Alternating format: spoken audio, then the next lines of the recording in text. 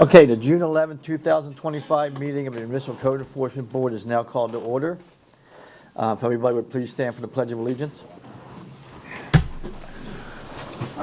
Pledge allegiance to the flag of the United States of America and to the republic for which it stands, one nation, under God, indivisible, with liberty and justice for all. You. Just.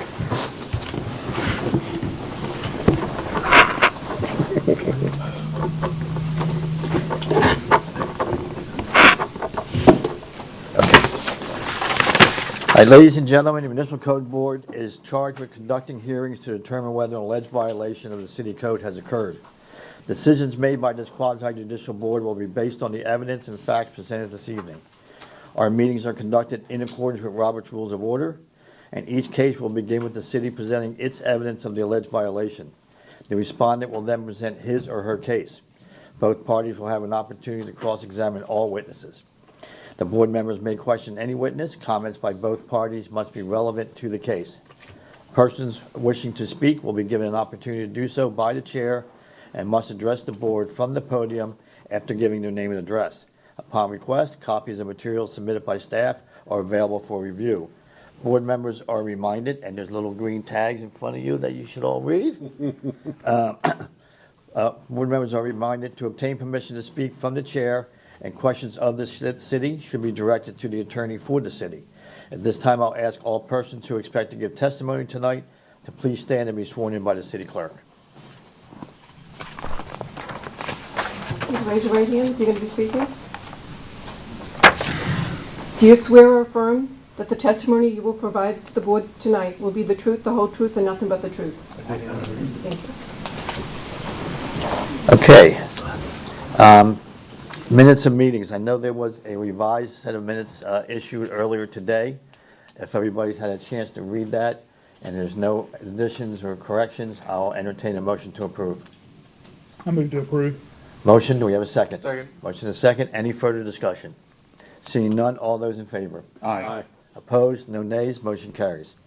Okay, ex parte communications. This time I'd like to ask the board members if they've had any ex parte communications regarding any matters coming before the Code Enforcement Board this evening.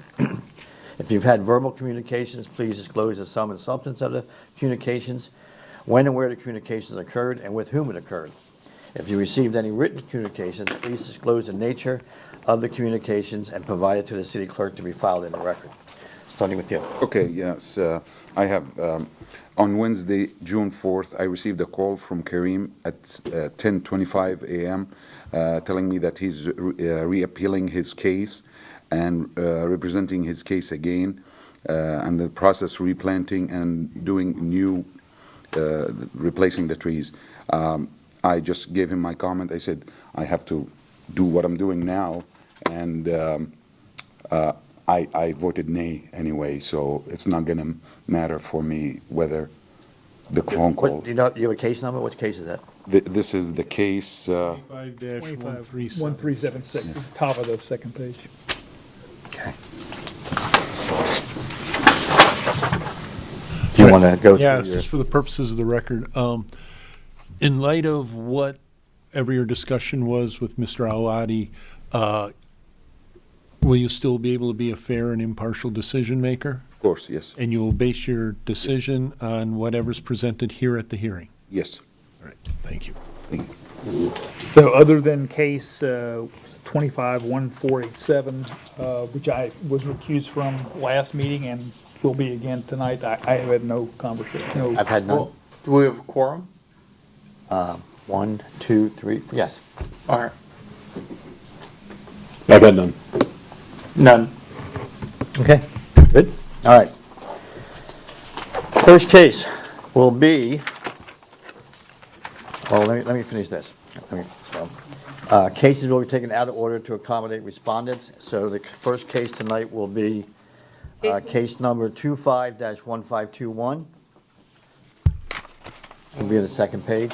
Case number 25-1521, City versus Alyssa M. Powers and Scott. Hang on, before we get into that, let me give the rest of the order to the board. Case number 2 will be 1376.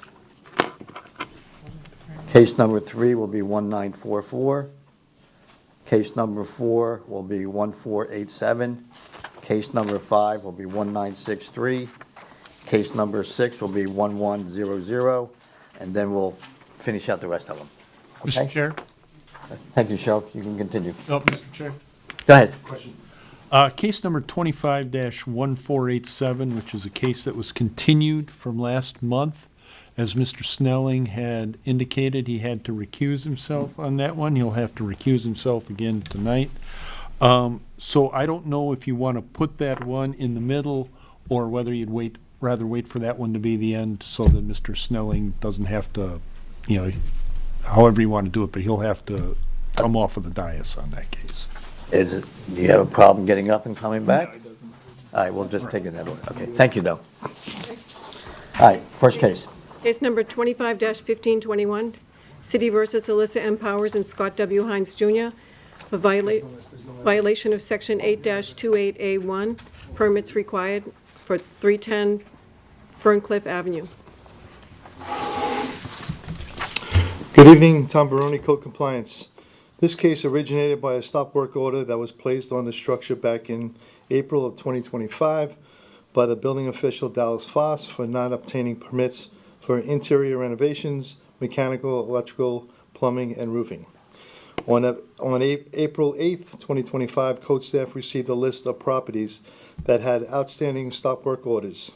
That following day, I prepared a notice of violation and hand-delivered the notice letter to Alyssa Powers with a compliance date of April 23rd, 2025. I checked on the status of the building permits on May 15th, 2025, and I was advised that the permits showed no change. On May 28, 2025, I prepared and required the paperwork to the clerk's office to have this violation presented this evening at the MCEB hearing. At this time, I would like to present a screenshot that shows the required permits. Exhibit number 1 is a screenshot obtained. It shows the permits that still remain out of compliance. So out of the 5 permits that were required, 2 of them were closed because they weren't necessary. So there's 3 permits that are still outstanding, and right now, as of today, they're still in plan check. Okay. Okay. So they have been applied for, they're just... Yes, they've been applied for, but they're being reviewed by the city planner. Okay, but they haven't been applied for. Yes. Okay. Okay. They're just going through the process. This is just a screenshot exhibit number Okay, 1. we'll accept that, thank you. Any questions for the code officer? Just gonna ask, Go ahead. so applied for, does that mean that they've paid the fee? No, they wouldn't pay for the fee until the very end. Okay. So they're just, the application's been prepared, submitted, and it's being reviewed. Okay, thanks. Any other questions? Would the respondent like to say something? Thank you. Thank you. Well, other than Name and address first, please. Scott Hines Jr., 310 Ferncliff.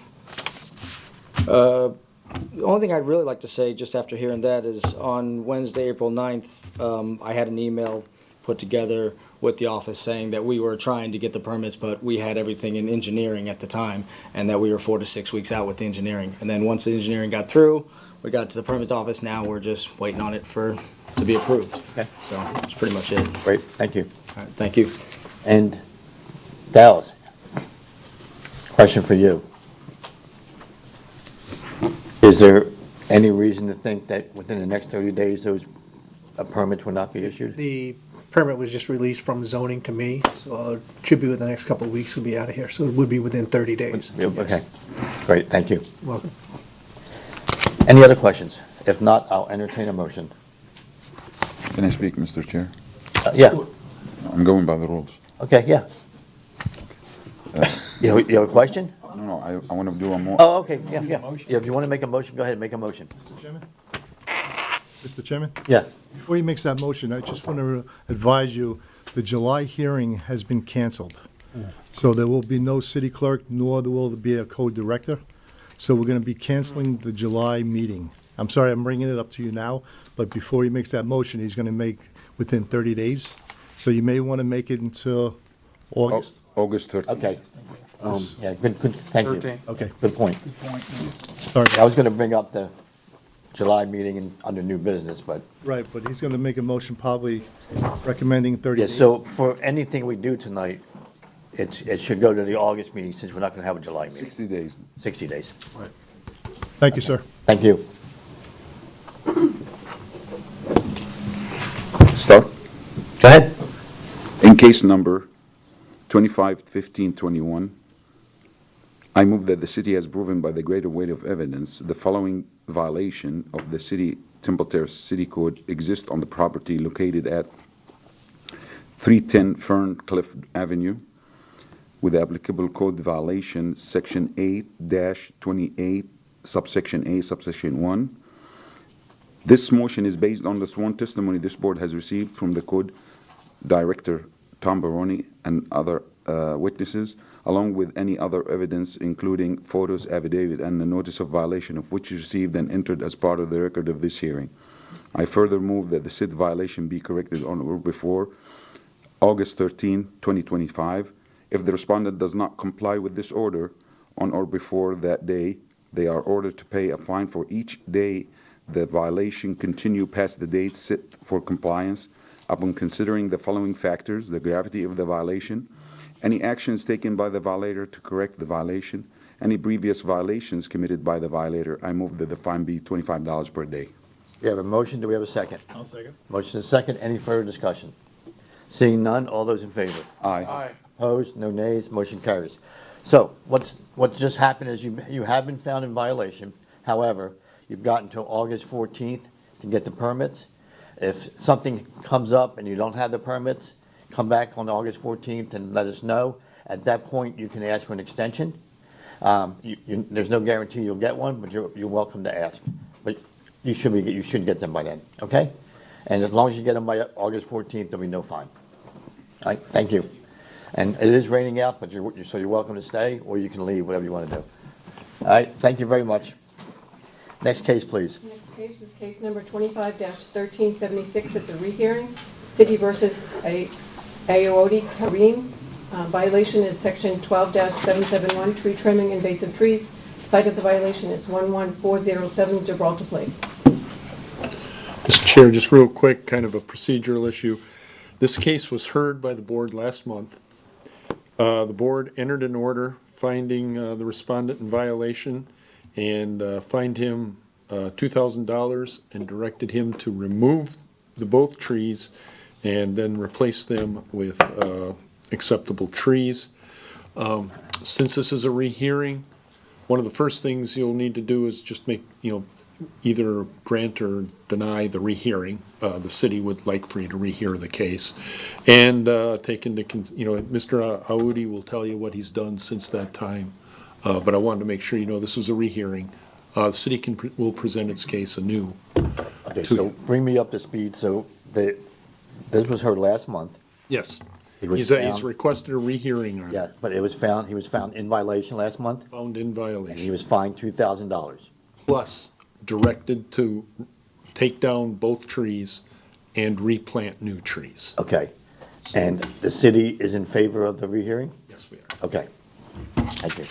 So at some point, the board, before they hear the case, is going to have to formality will be to Sure, grant or deny the So rehearing. before we hear the case, we need a motion to accept, to either say yes or no to the rehearing. Go ahead. And you said the city's gonna represent the case? Yes, because there's people here that weren't, for example, the chair was not here last week. But the first thing we have to do is to have a motion and a second and vote on whether or not to have the rehearing. Correct. Can you go with it? Sure. Okay. In case number 25-1376, I move that we allow a rehearing of that case. I have a motion. Do we have a second? Motion and second. All those in favor? Aye. Aye. Opposed? No nays. Motion carries. Rehearing is granted.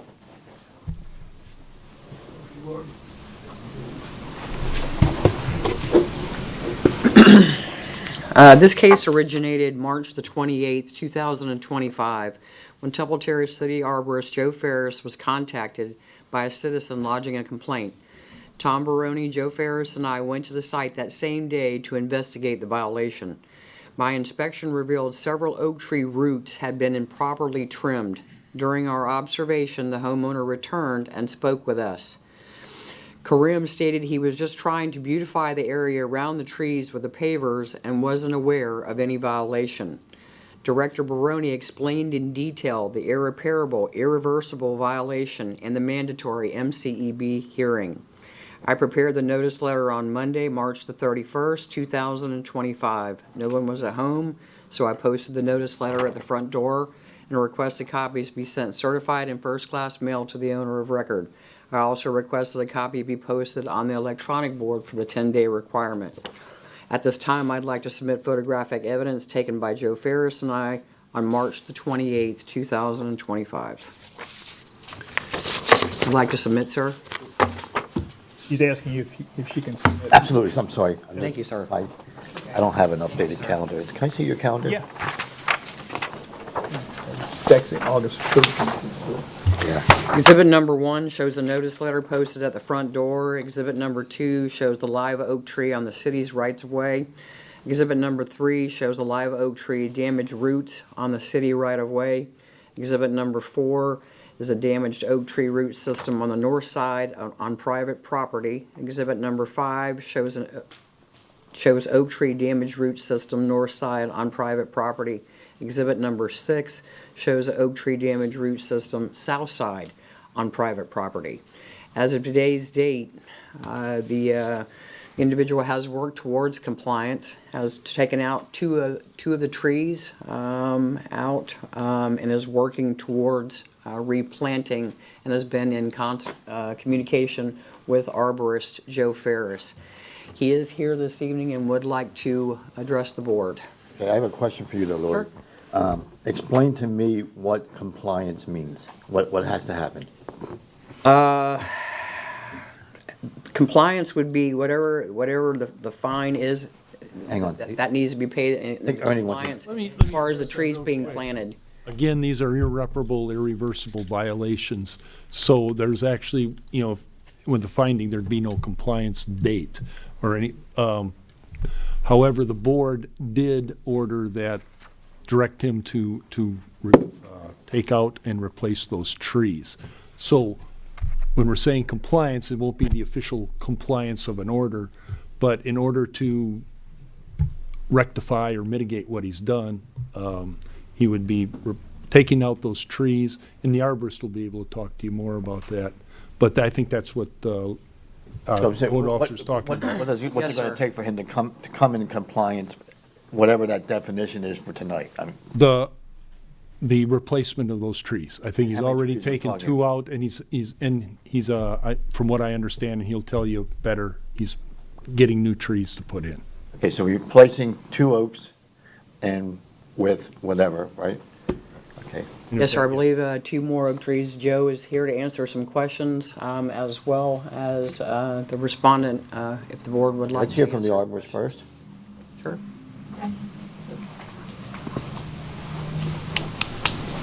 Good evening, Joe Ferris, City Arborist. Yes, the homeowner's been in contact with me. He's removed both the trees that I requested to be removed due to the damage of the root system, and is in the process of replanting one back in the right-of-way, because the tree in the right-of-way was city tree, a live oak, and he's planning to plant another live oak in his rear yard, which will satisfy the mitigation of the damage to the trees. Okay. Name and address first, please. Good evening, Kareem Awadi, 11407 Gibraltar Place, Tampa, Florida 33617. Again, all I was trying to do is just make the yard looks better and the community looks better. It was an honest mistake. I hired someone on a Friday, 11 o'clock in the morning. It's not like I'm trying to hide anything. And I end up being like doing the wrong thing. So now I'm trying to do the right thing, and I did actually the right things and remove those trees, and I'm gonna plant 2 new ones on Monday. Okay, great. And it cost me a fortune to remove those 2 trees, and I got really harsh fine on the last hearing. So I hope you reconsider those fines and Okay. Thank you. Any questions for the respondent? Thank you. You can have a seat, sir. Thank you. So before I ask for a motion, Ernie, question for you. Since there already has been a decision made, can this board overturn the decision they made last month? Can they make a new decision? Yes, in fact, when you made the motion to rehear it, you basically set aside. Okay, so Okay. we're starting with a clean slate. Somebody's mic isn't on. I guess it was mine, I thought. It's yours. Okay, sorry, Brian. Okay, so it's the amended order and we're starting with a clean slate. Yes, because Okay, that's what I you need to had know. made the motion to rehear it. Okay, so with that, I'll entertain a motion from anyone. I'll take it. Thank you. Get the right one. All right. Is there anything special about this, Ernie? I say rehearing or anything like that? No, I just think what Mr. Awadi is asking is, in light of the fact that he had spent all that money to take down the trees and put in new trees, I think his biggest concern was the amount of the fine last time. So again, it's an irreparable, irreversible violation. Just keep that in mind. Okay. In case number 25-1376, I move that the city has proven by a greater weight of evidence the following violations of the City of Temple Terrace City Code exist on the property located at 11407 Gibraltar Place. That is section 12-771. This motion is based on the sworn testimony this board has received from the Code Enforcement Officer Lori Smith, along with any other evidence, including photos, affidavits, and the notice of violation, all of which is received and entered as part of the record of this hearing. Given that this is irreversible damage, there's no correction to be made on a certain deadline, I move that the homeowner continue to replace the trees and that the $2,000 fine stands upon considering the following factors: the gravity of the violation, any actions taken by the violator to correct the actions, and any previous violations committed by the violator. Sorry, I know that was out of order. Yeah, you kind of mumbled through the fine part. I'm sorry. So what are you trying? I'd like the $2,000 fine to stand. You'd like the 2,000, okay. We have a motion. Do we have a second? Second. Motion is second. Any further discussion? As I mentioned last time, I think it's very, very high compared to cases that we already done here. I've never seen a case that exceeded at $250. And even I don't mind having this high with respect to what David says. And I voted nay on it last time because of the high fine, because I've been on this board 4 years. This is my 4th year. I never seen $1,000 per tree for a residential mistake. He did not do it intentionally, and I believe that. So that's why. And he's also doing a lot of work and a lot of cost. We did not even do it to Chick-fil-A. We did not find Chick-fil-A this much, and Chick-fil-A was a business. So that's my opinion. That's why I'm trying to share this with you. I appreciate it. So one of the things that we consider is the actions of the owner to come into compliance. And he's actually doing everything he can to come in compliance. He's taking the old trees out, he's putting the new trees in.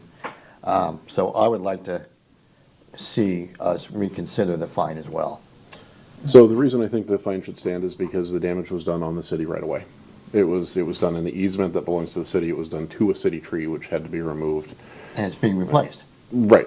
It is being replaced, but the damage was done to the city. It wasn't done just to. What's the cost of removing? Removing the tree. $4,800. So, what's the city gonna get? He's getting a new tree. Alright. Is that the cost to you or the city? No, He needs to be at. It was an honest mistake. and the question was, is the money that you pay to take the trees out, that's coming out of your pocket, Yes. correct? Okay. Okay. Oh, yes. I'm happy to reconsider knowing that. I was going to weigh in also. Go ahead. I agree with what you just said, that, you have to take in, we do say we're going to take into consideration actions taken by the violator, which he's done everything he's said he was going to so far. And I really feel like that we need to, I would like to see the fine lowered, honestly. It's just, I don't really care whether it's city property or his property or whatever. I just, as far as the beautification part, doesn't matter whether it's on city property or his property, in my opinion, so. That's fair. How old are the trees that you're putting in place of these ones that were taken down? Mr. Joe recommend 15 gallons oak live trees, so that's what I'm gonna do. I'm And going by what what were he's, the- I'm sorry? And what were the size of the trees that were removed? Because at this point, right, if we're talking about live oaks, they could be, what, 80 years old? So that's 70 years old? How old would they be? The one on the right-of-way was a live oak, but it was a younger, I mean, if I had to guess, probably 20 years old. Okay. Not much more than that. The laurel oak was larger size, but that could easily be only 30 years old. So I would argue. Nothing, it's not like they were grand live oaks that were removed, smaller size oaks And they're being replaced with with live oaks. that are, I understand that. Yeah, They're better about the same quality. age, or I'm sorry, what's that? that are about the same age, or what? They're 15-gallon size trees, the same type I do when I do giveaways for residents. So it's a 15-gallon size container tree. Okay. Yeah. So, I mean, that's an older, it's a 20-year-old tree that was taken up out of the ground. You'd never be able to No? put in a 20-year-old tree, the cost of the irrigating. Sure, oh, yeah, no, I get that, well, and that's, 10 times what he spent on the removal. that kind of leads to the point, right? These were healthy live trees that had been around for 20 years or more. Yeah, roughly. And they're now being replaced. Right. I mean, I They are being can, replaced. they're being replaced, but I mean, are we gonna say a 5-year-old tree is equal to a 20-year-old tree?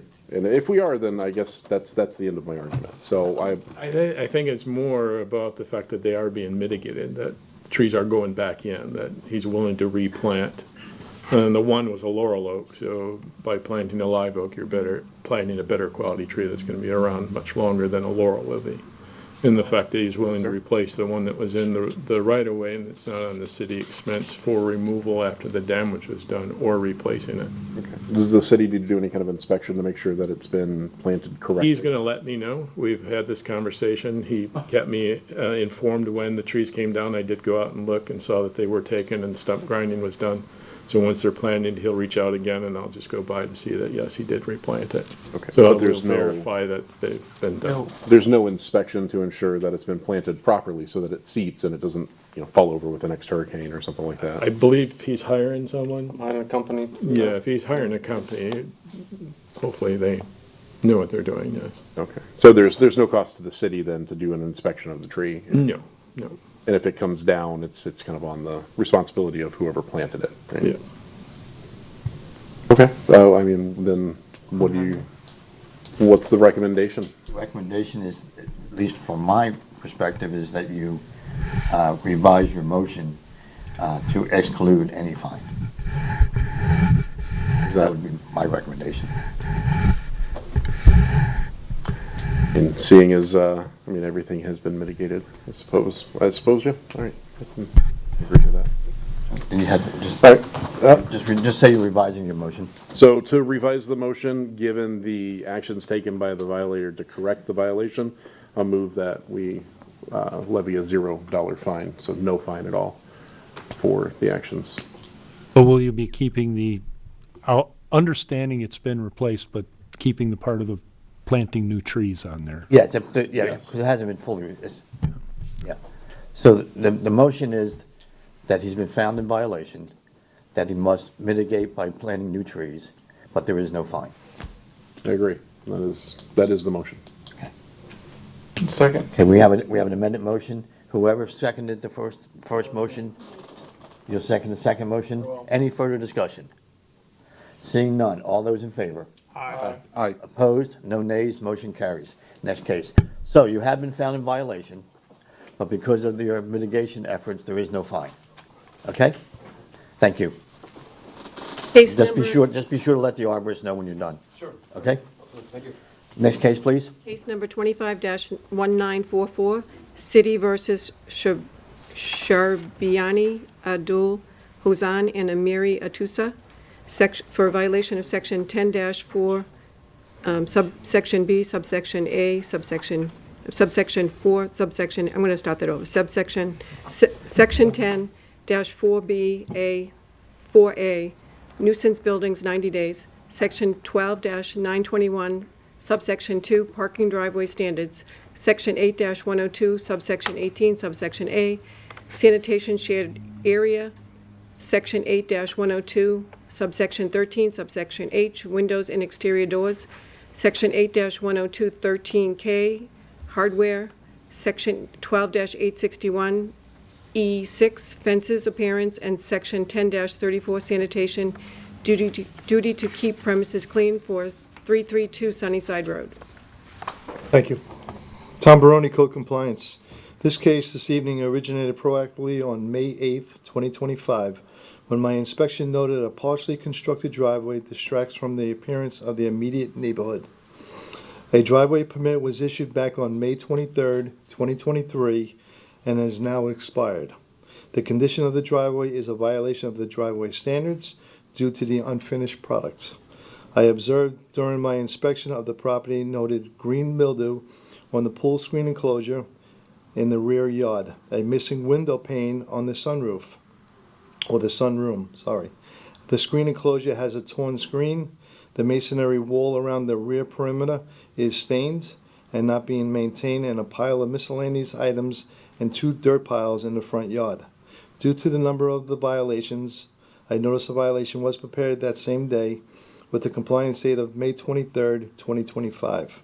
I posted the notice letter at the front door of the violation, and I also requested copies be sent out certified and first-class mail. I also requested a copy to be posted on an electronic board at City Hall for the 10-day requirement. On my reinspection on May 23rd, 2025, I noted no change. I did receive a phone call a few days later after the posting of the notice letter and had a conversation with the owner. We had a conversation about the driveway. Back in '23, he got a quote of, say, $30,000 or $15,000, but today it would cost him $30,000. The material is double the price. So the condition of the driveway has still stayed the same, so I proceeded forward moving this case this evening.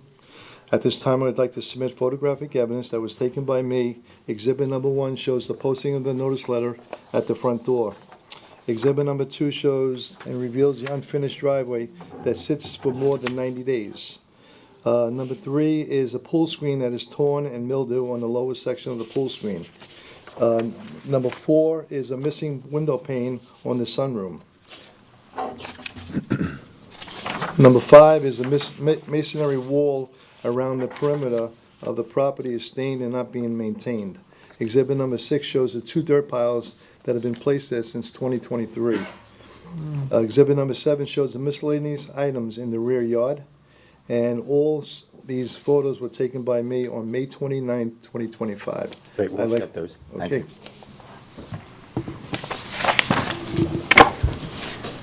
Thanks, Tom. Any questions for the code officer? I have one. Go ahead. Just before you start, today's inspection noted that some of the pool screens have been removed off the pool screen enclosure. Some of the miscellaneous items in the back of the property have been removed, but everything else still, as of today, still remains out of Okay, compliance. so are any of these sections in compliance? No, Okay. nope. He did remove the pool screens, but it's still, this pool screen still requires screens on the enclosure. So that was one of the questions I was gonna ask. Okay. So that doesn't bring them into compliance. It No, just- no. But there is a little bit of change. After Bill. Go ahead. Anything else? Yeah, but I can't remember what it was. Okay. I will think about it. Rod? It's a total of 7 violations. Yes, I believe so. 7 violations. Yes, That's what I just wanted, and it's still existing as we speak right now. yes. Okay. Yep. So I remember now. Go ahead. So how long did you say that the driveway has been in this condition? 2 years, Okay. 2 years. Any other questions? Is the respondent here? Yes, he is. Would you like to come up? Name and address first, please. Good evening. Abdulhassan Sharabiani, 332 Sunnyside. Thank you for hearing me this evening. I did receive the notice and I also had a subsequent conversation with this gentleman and Ms. Dallas. Let's address the miscellaneous items like the pool cage and all that. We've decided to remove the pool cage completely. We've started this process over 2 weekends ago. Right now, about 40% of the structure is still standing, but most of it is gone. We're hoping that by next weekend, the rest of it will be completely removed. This enclosure is over 45 years old. And we have a large canopy that goes over the pool cage. Every time there's a storm, a limb goes right through it and causes significant damage to the screen. So at this point, it just doesn't make sense to keep it. So that's one item. The miscellaneous items that you've seen in one of the photos have been removed and disposed of. There are 3 piles of dirt that are currently on the corner of Sunnyside and Brentwood. These piles are basically sand material that we'll need once the driveway is installed in order to fill the side yard. So there's really no good place for them to keep. They're about 4 feet tall, about 5 feet in diameter. We try to mow them as best as possible, but they're needed. If I have to relocate them, I will. So that's that.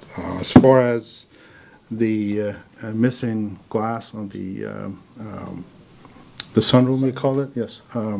That enclosure is also has rotted, is wood, basically a wood structure.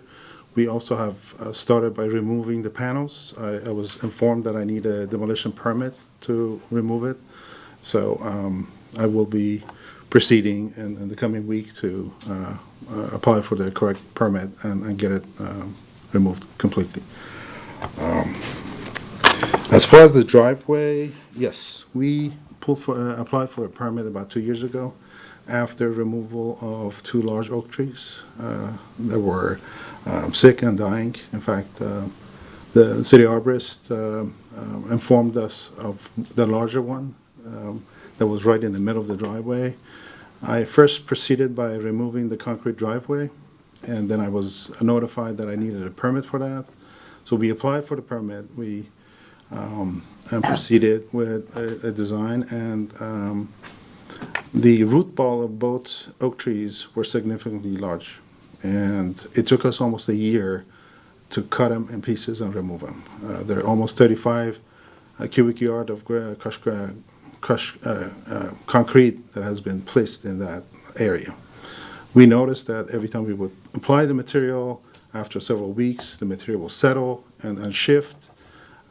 I've discussed this with the building department, and they asked me to ask for an extension. We did apply for an extension. We were granted an extension.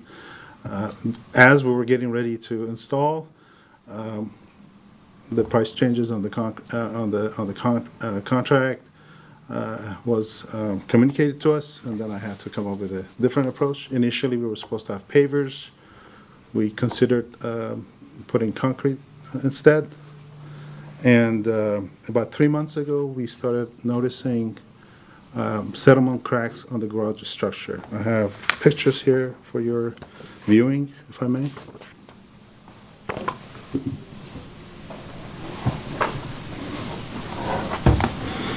Four pictures. They're images of settlement cracks, foundation damage to the north side, east side, and south side of the garage structure. Bless you. Yes, please. Yes.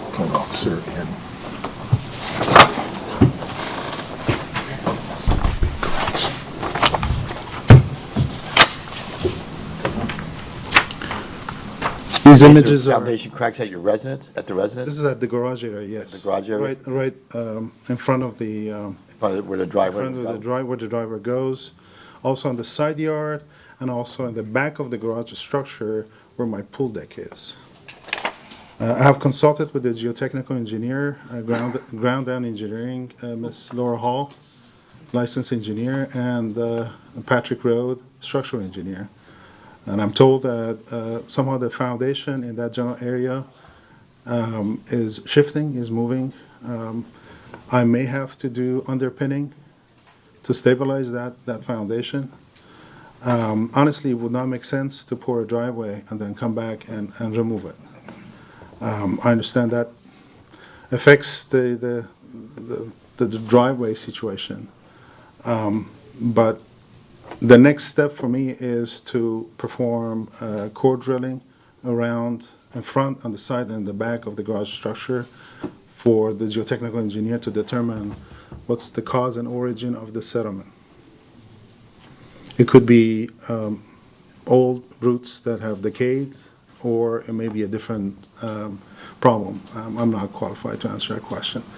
But I would respectfully request time to study, examine the situation, and then take proper actions. The best case scenario is that they can somehow stabilize it by compaction, and then we can repair the cracks and pour the driveway. Worst case scenario would be hydraulic underpinning all around the garage structure on 3 sides, which would require further demolition of the pool deck and the side yard. And that could take anywhere from 6 to 8 months. Okay. Any questions for the respondent? Yes. Go ahead. Those, you mentioned that's going to take about 6 to 8 months. Is there any way that you said you started the process? Yes. Because you know how it is here, you got 7 violations. So you don't think that in 2 months maybe, or 3 months maximum? I believe I can, I have addressed, or at least I've started to address 6 out of 7 items. I'm sure the staff can compare. But on the item of the driveway, that's something that requires, first of all, core drilling, a geotechnical study, and then recommendation from a structural engineer, and then mobilization and do the work. I don't even know what kind of cost it's involved. I don't know if this is something that the insurance company would cover or not, so there is some consideration that needs to be made. You have not started any? I have engaged the consultants, but I haven't. Also insurance? Well, the insurance will not consider it until I have engineering reports to submit. So. You're in the process of doing that? Yes. Okay. Any other questions? Go ahead. If I may, sorry. Those cracks are about 3/4, anywhere from 1/2 inch to 5/8 of an inch, and they have increased by about 1/4 inch within the past month. So it's growing. They're growing. It's active. Go ahead, Bill. I was going to say, when you say you've engaged someone to take a look at the foundation and I've driveway. retained 2 engineers, yes. Okay, so are they under contract? Are they? They're under contract, yes. Okay. Okay, thanks. Him and then you. Go ahead. For Mr. Go ahead, Dave. No, go ahead. I have a question for you. Oh. Would Well, it, hang on a second. Are there any more questions for the respondent? well, I mean, it kind of Hang blends on, in with hang that on. too. Sorry, I just have a comment. Go ahead. By this gentleman removing the pool screen enclosure, puts him in violation of the pool safety barrier. So there's an opening on where the driveway is, that's probably 10 feet wide. A child could walk right through there and enter that pool without that pool enclosure. And so he can take it down, he's just gotta do something to comply. May I answer that question? Yeah, sure, go ahead. If you've noticed, we've only removed the arches on the top. Currently, the barrier is still in place. We will put a temporary chain link fence on the opening in order to comply. Dave, and then Ron. So the question is, could a gravel driveway replace, does it have to be a poured concrete driveway or something solid like that, or could a gravel driveway? Standards of the driveway, probably, Dallas, do you have that? I know it has to be a dustless surface, so concrete, pavers, asphalt, right. But there's no way to create a loose driveway, like I know we've had this question before where people have had parking areas that were gravel alongside their asphalt driveways. Is it possible for him to? That's a partial addition to the driveway. Yes. But it's not possible for the whole driveway to be gravel, so you'd have to, May I? Hang on, we have another question. No, he answered it with, we have a barrier for the pool, Okay, so. go ahead, you want to say? 2 years ago, when we first, I was asked about, or I was in violation because I didn't pull a permit for demolition of the driveway. I shared with this board that my intention was to put a gravel driveway. My property is a corner property, my front door is on Sunnyside. Brentwood is my side yard, side yard. My garage doors are there. I basically have a concrete driveway on my front entrance. I don't think I need a secondary driveway, concrete driveway for my side yard. But I was informed that anything within the right-of-way has to be concrete or asphalt, correct? So I'm able to do gravel, the rest of it. But given the findings and the situation I'm in, it doesn't make sense to do any kind of work. I mean, I can put gravel, I can put more crushed concrete just to level it, and then whenever we have a solution, come back but we got to take care of the structure before we handle the driveway. Okay. Any other questions? One Yes, more sir. question for the building department. Is there any safety issues on this site, or also for Tom? Do you feel like there is any safety issues beside what you thought about the pool? Based on his pictures that he displayed tonight, Yes, that'd be Dallas. yes, Well, the geotechnical is going to be the requirement for the structure that's being damaged. So that's that. The driveway, I believe it says it has to be a hard surface. His original permit was to put pavers in place. If he's not putting pavers, he's going to revise his permit for what he's going to reinstall there at that location. But the zoning requirements, I believe, state it cannot be it has to be dustless. So that's where you get into the gravels and the stuff like that as to what he can put in place. Any other? but there is no safety issues being on I site? haven't been over to the site to look Oh, at you it have, this time. okay, Any other questions? thank you. If not, I will, yes, sir. Could I ask, just, if we're not going, I don't know if the driveway's gonna go away from being pavers, but I think you testified that you had these mounds of sand that were or crushed concrete or whatever it There is. are If you're three. not gonna do pavers, I don't think the city wants to keep those mounds out there. Do you have a plan? There are 3 piles of sand, which are basically fill material to be put in place once the driveway is installed. Whether they pour a concrete driveway or pavers, there's always going to be 6 or 8 inch of space between where the edge of the driveway and the landscape. So that material is supposed to be fill that gap. I'm happy to remove those and dispose of them, or just move them somewhere else where it's not on the street view. But they're a small amount. I can easily remove those. I don't know. That's gonna be for the code enforcement department to Correct. address. Any other questions? If there's no other questions, I'll entertain a motion. You can have a seat, sir. Can I do this one? Absolutely. Thank you. Mr. Chair. In case number 25-1944, I move that the city has proven by the greater weight of evidence the following violations of the City of Temple Terrace City Code exist on the property located at 332 Sunnyside Road, with the applicable code violations, section 10-4, subsection B, subsection 4, subsection A, section 12-92-1, subsection 2, section 8-102, subsection 18, subsection A, section 8-102-13, subsection H, section 8-102, subsection 13, subsection K, section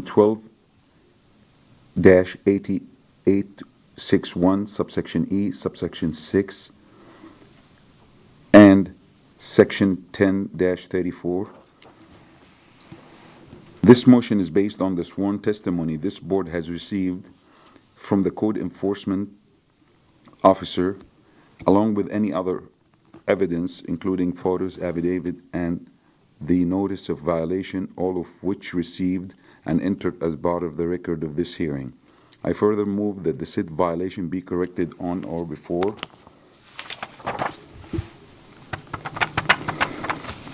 September 10th, 2025. If the respondent does not comply with this order on or before that day, they are ordered to pay a fine for each and every day the violation continue past the date set for compliance. Upon considering the following factors: the gravity of the violation, any action taken by the violator to correct the violation, any previous violations committed by the violator, I move that the fine be $150 per day. We have a motion, do we have a second? I'll second. Motion is second, any further discussion? Yeah, I think I would like to see you move the date up. He's got 2 months until the next meeting. I understand. And but we need to see some progress. I mean, there's 7 violations, and he needs to show that I personally would like to see progress and that. From the violations, but I was gonna go Moving them, to yeah. August. I just moved it 1 more month. I made it 3 because knowing the engineering, I want him to come back that time and tell us more about what he's actually done with the geotechnical, because Well, he's already got a company under contract to do that. To do that, I mean, 2 months is that? I don't think that's unrealistic. And I would like to see progress on all the other violations, the moving of the dirt, all the other stuff that's. well, I can revise it to August Hang on. 13th. Yeah. Any other comments? So there's been a comment to ask you to amend, to bring it back a month? That's up to you whether or not you want to do that. You know, I was gonna keep it at August, but when I looked at it, it's also, a lot of these violations. Some of them, I think you mentioned that he's in the progress of. Right, so if he finishing. comes back in August and some of them are done, and he can ask for an extension at that time. Well, I'd say August. I will comment on that. You like Yeah. being August? Okay, I can amend it to August. It's just I wanted, because when he mentioned Okay, we 6 don't- to 8 months. That's fine, you said you're going to amend it, go ahead and amend it. Well, my second comment was, I think that $150 is pretty steep. I mean, do you feel like that's justified with the? Well, I wanted to encourage him to finish up fast, because it seems to me neighbors complains. Is it from, I felt No, like. I don't think Tom said. Is it Tom? He noticed it himself. You noticed it yourself, or was? I initiated the case. Oh, okay. I have received concerns from some of the neighbors. You did, yeah, because I heard you mentioned I that. mentioned that in my testimony. It was initiated by me. Oh, okay. All right. Okay, so, yeah, if you want to. I can amend the fine too, It's up but. to you, but if you're going to amend it, please do it in a formal motion. Yes, Go ahead, Dave. I would agree with Bill to amend it to, because, I mean, if he is gonna solve a lot of these, and you were originally gonna give him 3 months, I mean, he's probably gonna come back and say, okay, all but 2 of these violations are brought into compliance. I mean, then we'd have to end up still finding him $150 a month if, it would seem to stand to A day. reason if it was, I'm sorry, a day. what would be acceptable for you? It's 50?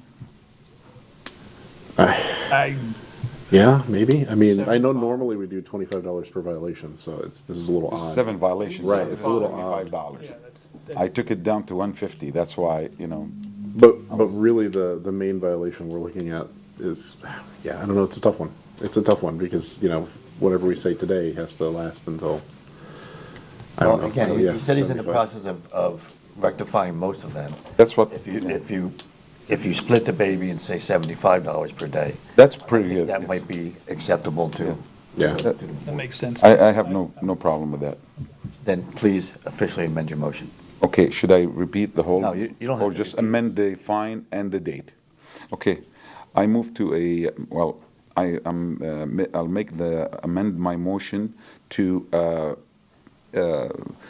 reduce the fine to $75 per day, and the date is August 13, 2025. We have an amendment. Whoever seconded it the first time will I'll second second. it again. Any further discussion? Seeing none. All those in favor? Aye. Aye. Opposed? No nays. Okay, sir, so you have been found in violation for the violations that were all listed. You have until August 13th to bring all the violations into compliance. If for some reason you cannot bring all the violations into compliance, you'll have to come back in front of us on August 13th. Let us know why, request an extension. There is no guarantee you will get an extension, but you have the right to ask for one. Okay? And at that point, if you have any engineering reports or anything else that you want to share with us, that would be the time. Okay? Good luck. Thank you. Next case, please. Bill can step down. So- Oh. I'll be Bye, back. Bill. Oh, this is your case. We'll miss you. Case number 25-1487 is a continued case. City versus Tampa Telecom Commercial Park Condo Association, Inc. First violation of Section 12-768B, tree removal and development. And the cited violation is 13224 Telecom Drive. Chair, just real quick, just to reiterate what the city clerk has advised, this was continued from last month, but the board did not make a finding on this one, just so you'll be hearing the presentation new. We're hearing the entire presentation? Yes. Okay, great. Thank you.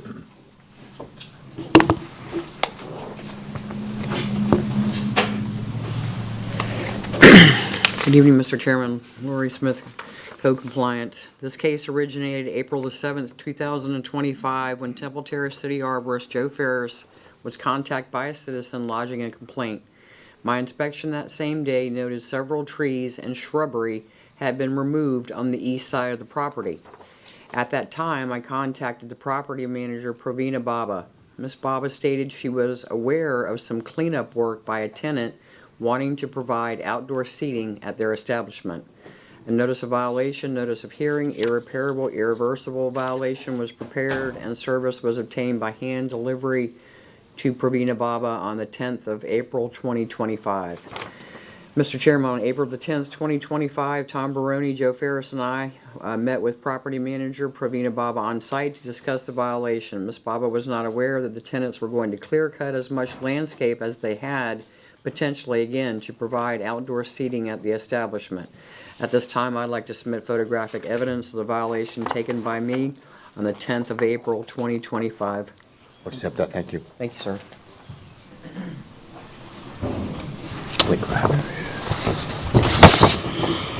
Exhibit number 1 shows land clearing the east side of the property. Exhibit number 2 shows a large oak tree at the rear of the store. Exhibit number 3 shows land clearing east side of the property. Exhibit number 4 shows a rear oak tree limb removed larger than 10 inches in diameter, which would have required a permit. Exhibit number 5 shows land clearing east side of the property. As of today's date, the site remains out of compliance. I'm seeking a ruling. Okay, thank you. Any questions for the code officer? So, I have. Go ahead. So now it's resolved who's responsible for the trees. You remember last time? So we know now. We do know. Mr. Chair, the city arborist has a pretty extensive presentation to make, which I think will answer all those questions. Okay. I have a question for you, Ernie, before we, why was this case continued last time? Because there was, as I recall, there were questions on some of the tree placement when it was brought down, and we had hoped that they would, the property owners would come to us and start talking to us about these violations. They did not. We did do a lot, we've done some more research on that. Like I said, the arborist's presentation should. Who is yours? Joe Ferris, City Arborist.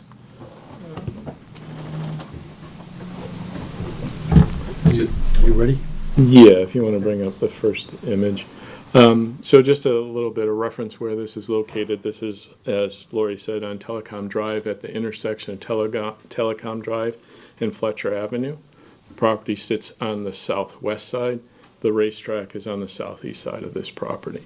And that, all that clear cutting, that's the That's the part that faces Fletcher? Yeah, and that's what I'm going to show in my presentation. That was the required buffer that was part of the required landscape plan when this was developed. Is it coming up, Art? Sorry for the technical difficulties. We'll be right with you. There we go. Okay. All right. So this first image was taken from Google Streets View, which was dated 2023. And this shows what was there originally for the required buffer and required landscaping.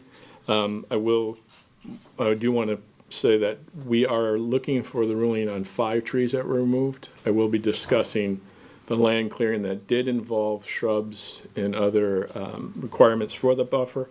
That is a separate case that may be heard at a different time. So even though it's kind of, I'll talk about it, we're focusing just on the trees that were removed. How many trees are we talking about? 5 total. 5? So as Lori stated, on April 7th of 2025, I received information from a resident about trees being removed and what looked like land clearing on this site.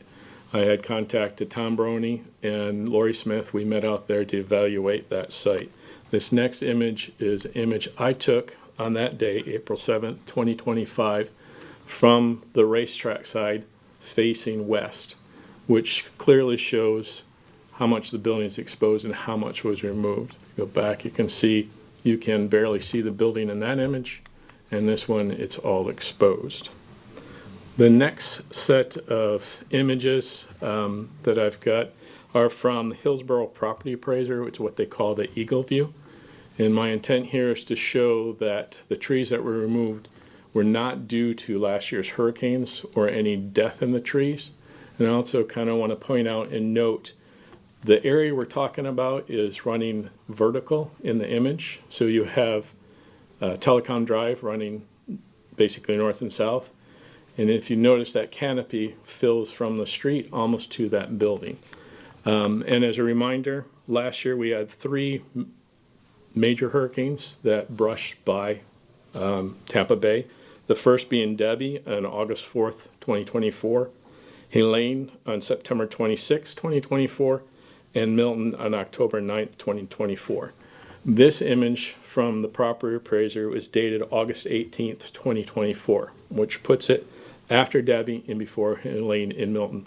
Clearly, no damage, no trees are down, no dead trees. The next image, same view, and again, this is the north, the top of your screen would be Fowler Avenue, or Fletcher Avenue, I'm sorry. This image was dated October 14th, 2024, which would have been 5 days after Milton. Again, no views of any trees that are down, no dead trees at all. Same amount of canopy, still there. So the last image in this view was dated January 5th of 2025. It's the most current view. And again, very little change to the canopy. It was there. No trees that were lost during the hurricane. The next set of 3 images, also from Hillsborough Property Appraiser and their Eagle View, same dates as the first 3. Now looking east towards the racetrack, and that along, so running left to right is the buffer area that we're talking about where the trees were removed. This was dated August 8th, 2024. So again, between Debbie and Helene and Milton, no changes to the canopy. The second one was dated October 14th, 2024. So it had been 5 days after Milton. The 3 areas that I circle of the canopy are the oaks that are there, which represent a thinning of the canopy. So after Milton, this was very common throughout the city. The trees that were still standing, the effects from the storm were thinning of the canopy. Leaves still on there, but not as full and as thick as they were. The trees are still healthy. Yeah, still healthy, still standing, just with that much wind. As we know, Milton passed by the south, and we are on the strongest end of the storm, so we took the brunt of the wind and rain. This next image, and the last of this set, is from January 5th of 2025, which again is the most current image available. In the top, sort of in the middle, is the same oak with the reduced canopy from the storm. The other 5 that are circled are not dead trees. They are trees that are in their dormant stage. Part of the approved landscape plan was to replant sweet gums and red maples. Those are deciduous trees, meaning they drop their leaves for a period of time, usually 2 to 3 months. So this shows that they're in that dormant stage. At the time that this was taken, they wouldn't have had any leaves. So they're healthy trees, just haven't flushed out their new leaves yet. This image here is of the required landscape plan, which includes that required buffer. The red dashed line represents the property line that's running up and down vertical. The dashed should show purple. It's hard to see from here. That's on an angle. That one is the buffer requirement line. The space between the red and the purple is the required buffer easement.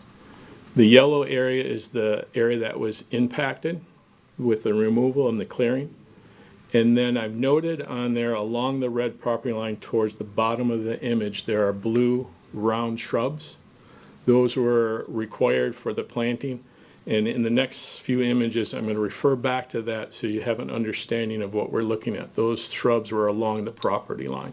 So anything that took place that was removed or cleared were on the property side. We're not in the right-of-way of telecom.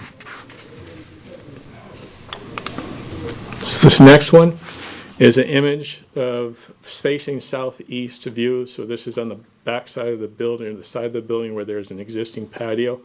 And this shows what was cleared. You can see trees towards the background, but just beyond those trees, there's a row of hedges. Those are the ones in the previous image of the plan. So that shows, again, where that property line is at. This entire area had been cleared of any trees, any shrubs. And this was taken on April 10th, which was the day, as Lori said, we met with the property manager, or representative, Tom, Lori and I, to discuss what had been done out there. The second image, same position, just facing north east, so it's viewing towards the intersection of Fletcher Avenue and Telecom.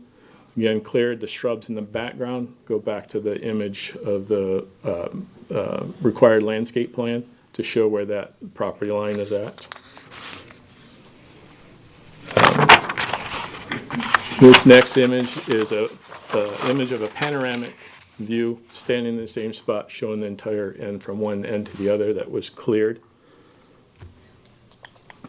The second one, or this next one, shows the placement of a shipping container. So on April 7th, when we first were notified about this, there was no shipping container. When we came back on the 10th, this shipping container was put in place in the back of the building.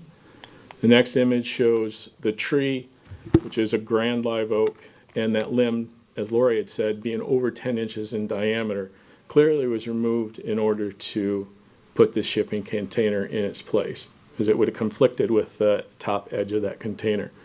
That size of that limb would have required approval and a permit by myself, so that was never obtained. And as Lori had mentioned, one of the reasons we were told for this clearing was to the owner of the restaurant wanted to maybe add on extra patio for outdoor seating. It was also mentioned that they had a rat and snake problem with getting into the restaurant, so they wanted to clear shrubs that were along there to eliminate that. And it was also mentioned they were trying to improve the visibility of their business, which they've just exposed the back end of an ugly looking building. But in my professional opinion, in order to get a shipping container like that in place with the equipment that it would take, it would have meant clearing this to get around any trees, shrubs, or anything else that was there. Now I'm going back to this image again because I want to remind you of that size of that canopy that was there. Most of these trees I believe, are that were existing. So it was part of the original landscape plan that was approved. When you have a cluster of trees that create a dense canopy like this, whether it's a heavy forested lot or something similar to this, trees will grow where they reach towards the sun, because they compete with each other, and you have this massive canopy of large trees that, again, cover most of that area. So the next image was taken by myself this morning. If we go back one, there's parking is kind of hard to tell. It kind of curves down where that white car is at. So there's a parking island there. This image I took this morning was from that parking island. And this shows how much wider that is open, the limited canopy that is there now. If you go back again to this image, you have canopy that stretches from the road almost to that building.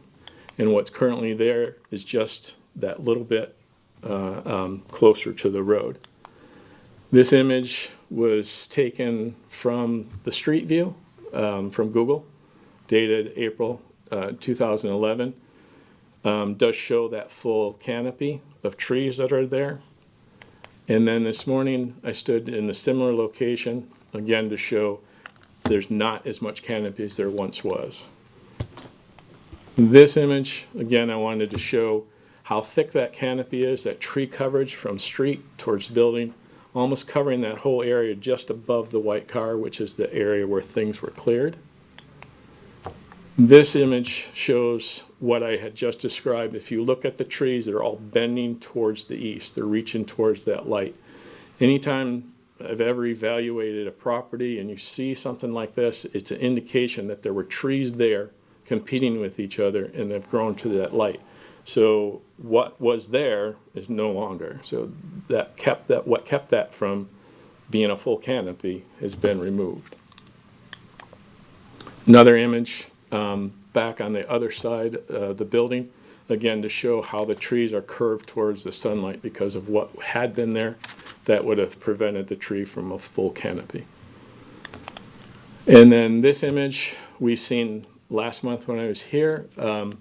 The green arrows indicate the trees that are still there, that remained. The red indicate the 5 that have been removed. And then the final image is the green arrow showing what is still there, and then the openness of exposing the back of that building. So, if you have any questions for the arborist? Are the respondents here? Yes, I believe they are. Come on up, state your name and address. Thank you.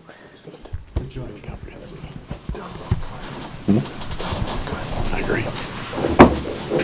Name and address first, please. This is Sudhir. I represent Telecom Condo Association, and he's a tenant. Address?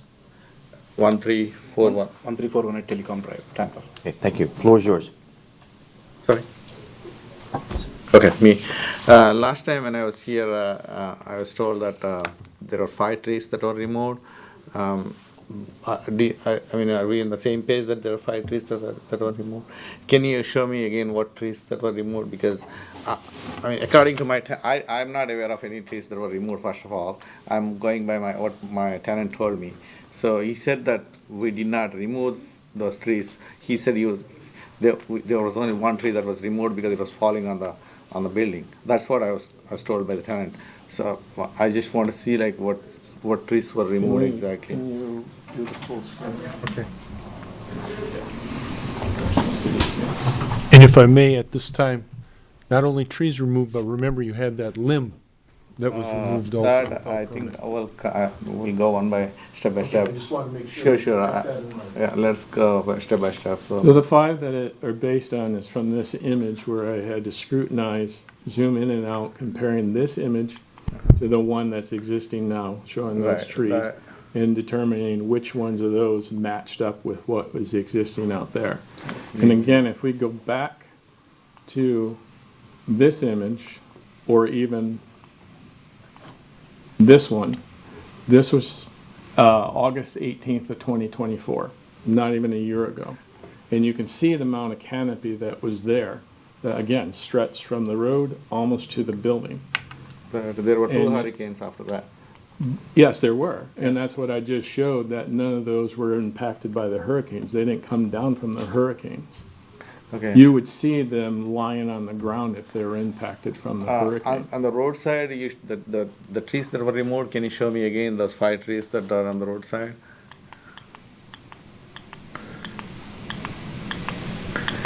Because some of the debris was cleared, so do you recognize them, any of those? I think we still have some couple of stubs there that was not done by us, and it is not even in the property line actually.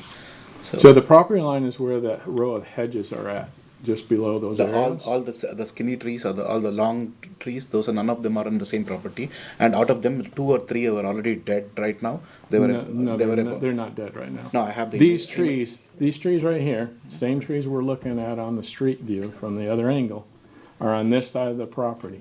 On the far left-hand side of the image are those shrubs that I pointed out in the landscape plan. They are right along the edge of the property line. So all those trees are on the inside of that property line.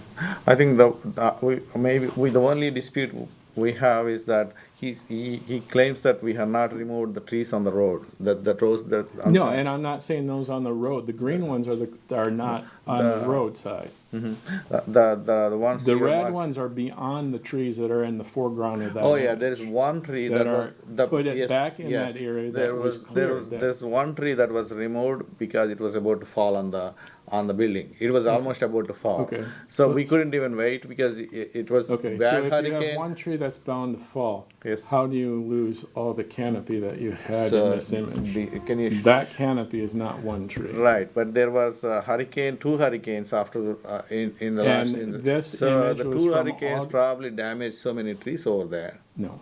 No. No, Uh, and we can go back to those same images that I put on there to show this. This image here, we'll go back one. This is 5 days after Milton. This was the strongest storm that came through, and you can see the canopy and that shadow reaching down where the curve on the parking lot is, which would be on your left-hand side, about the middle of that image. Let him answer because I'm not aware of anything. So do you know if anyone has removed any trees? No, we did not remove only one tree, which is towards the corner of the building, which was about to fall on my.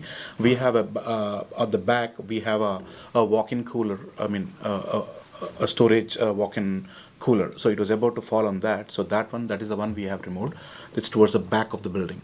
So remaining else in the front, only the bushes have been removed because we have multiple rodents and snake issues. According to the DBPR, the City Council, the Department of Labor Regulations, has to shut down the restaurant because of the rodent infestation. And back in 2024, consecutive 3 times. So for that reason, we have to clear the bushes and put the rat traps everywhere at the back of the building, near the walk-in cooler, everything. If So we can get that up again, most of the area that was cleared was on the east side of the building. To the north, along Fletcher, there's still shrubs and other We things definitely there. removed the shrubs. I explained in the last meeting that I understand why we that. had to remove the shrubs, but the trees removed on the. Okay, so let me cut to the chase here. So it's your testimony that you only took down one tree. That's what Okay. as per my knowledge, we removed one.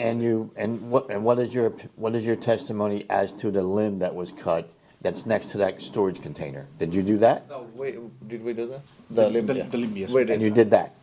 Okay. I mean, again, the limb was branches going towards the walk-in cooler. There's a small. Okay, but you did cut it? If Okay, It was falling on. There is a store. got it, it's okay, like a understood, thank you. Walk-in refrigerator where we Yeah, have. so we removed it. But you did remove it, okay. But you're saying you only took one tree out, not 5? Okay, I understand. You can have a seat, thank you. Is there anything else you want to tell us? I mean, yeah, similarly, we have the big rodent infestation. The city of DBPR, Department of Regulations has closed the business more than 3 times. We had a violation. So to address that issue, then we have to clear all the bushes. Yeah, there was so much bad. It was causing so much damage. Those bushes were causing so We much have to close damage. the And because of the rodent infestation, you had to do what? We have to clear all the bushes around because we try to do all the treatment, pest control treatment, everything. We almost paid $6,000-7,000 to address this, to address the exterminate. the rats were coming, they were living in the bushes and they were just coming So into they the address the root causes from the outside. Do you have any documentation that says that? And I can get from my pest control guy back in. Is that this our thing. problem? That's not. Is part of the that, question. that's not something we deal with, right? Right. I mean, if they wanna bring that up, I agree, could be an issue, not here. But removing the bushes, is it a violation? Because there were small bushes and then we didn't, I thought we just. But you did take the bushes out.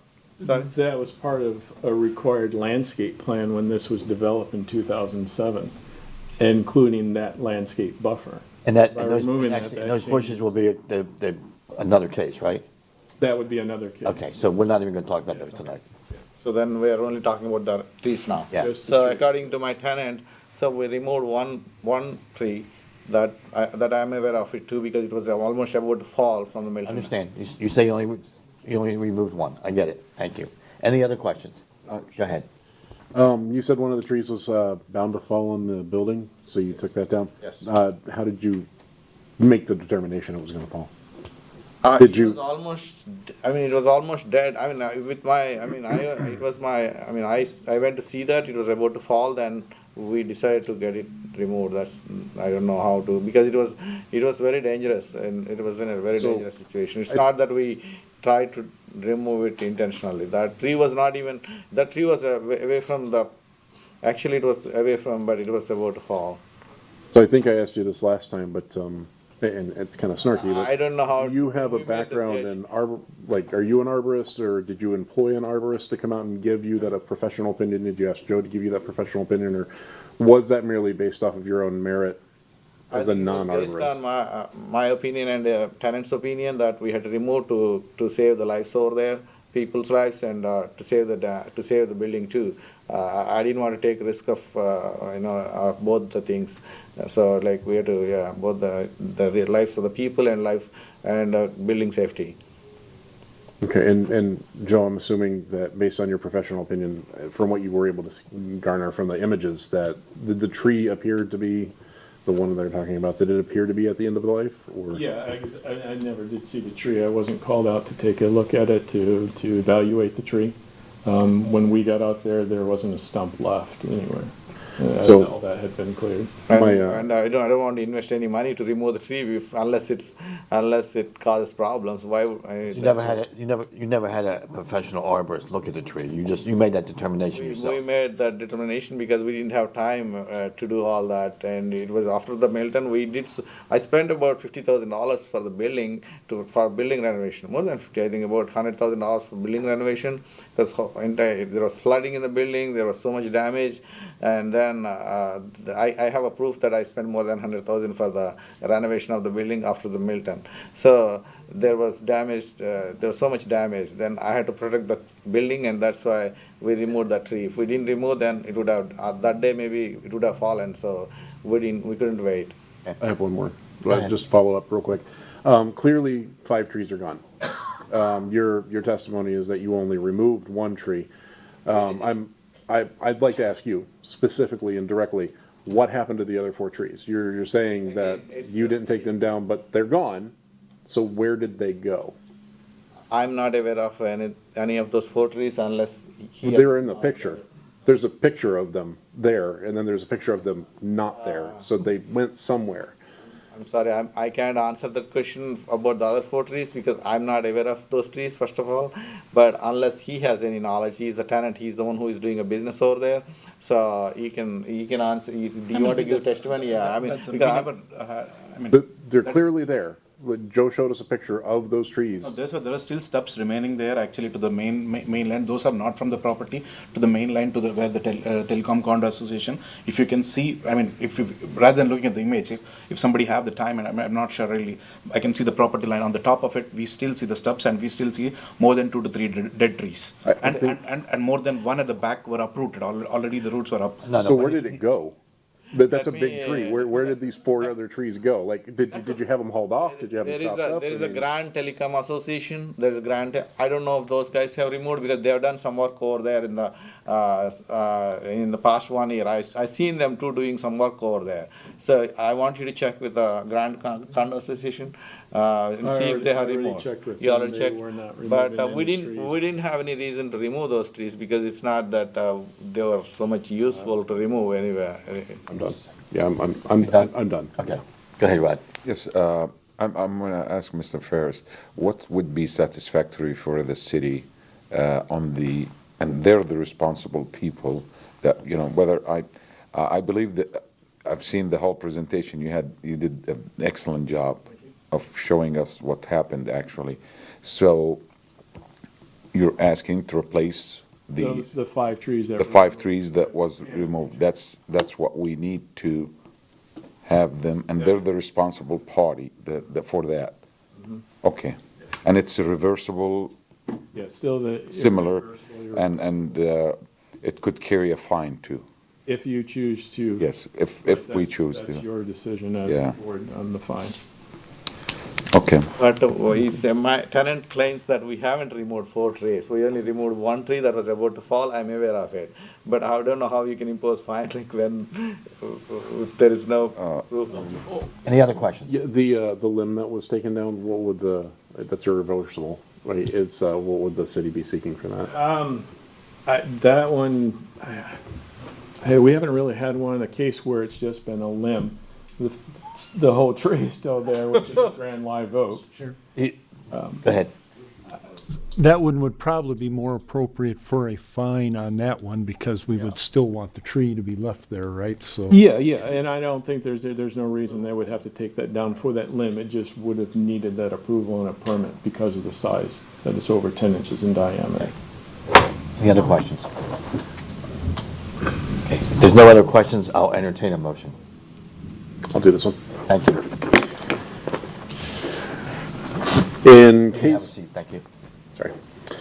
In case number 251487, I move that the city has proven by a greater weight of the evidence the following violations of the City of Temple Terrace City Code exist on the property located at 13224 Telcom Drive. That violation is section 12-768 subsection B. This motion is based on the sworn testimony this board has received from the Code Enforcement Officer Lori Smith and other witnesses, along with any other evidence, including photos, affidavits, and the notice of violation, all which is received and entered as part of the record of this hearing. I further remove, I think I'm reading the wrong one, if I want to read it. Can you start over if you have to? All right, would it be for the, can I use this one for the trees? The date? Sorry. Because there's, It would be the. yeah. Get the right one. Okay, I'm sorry for the pause there. I further move that said violations be corrected on or before August 13th, 2025.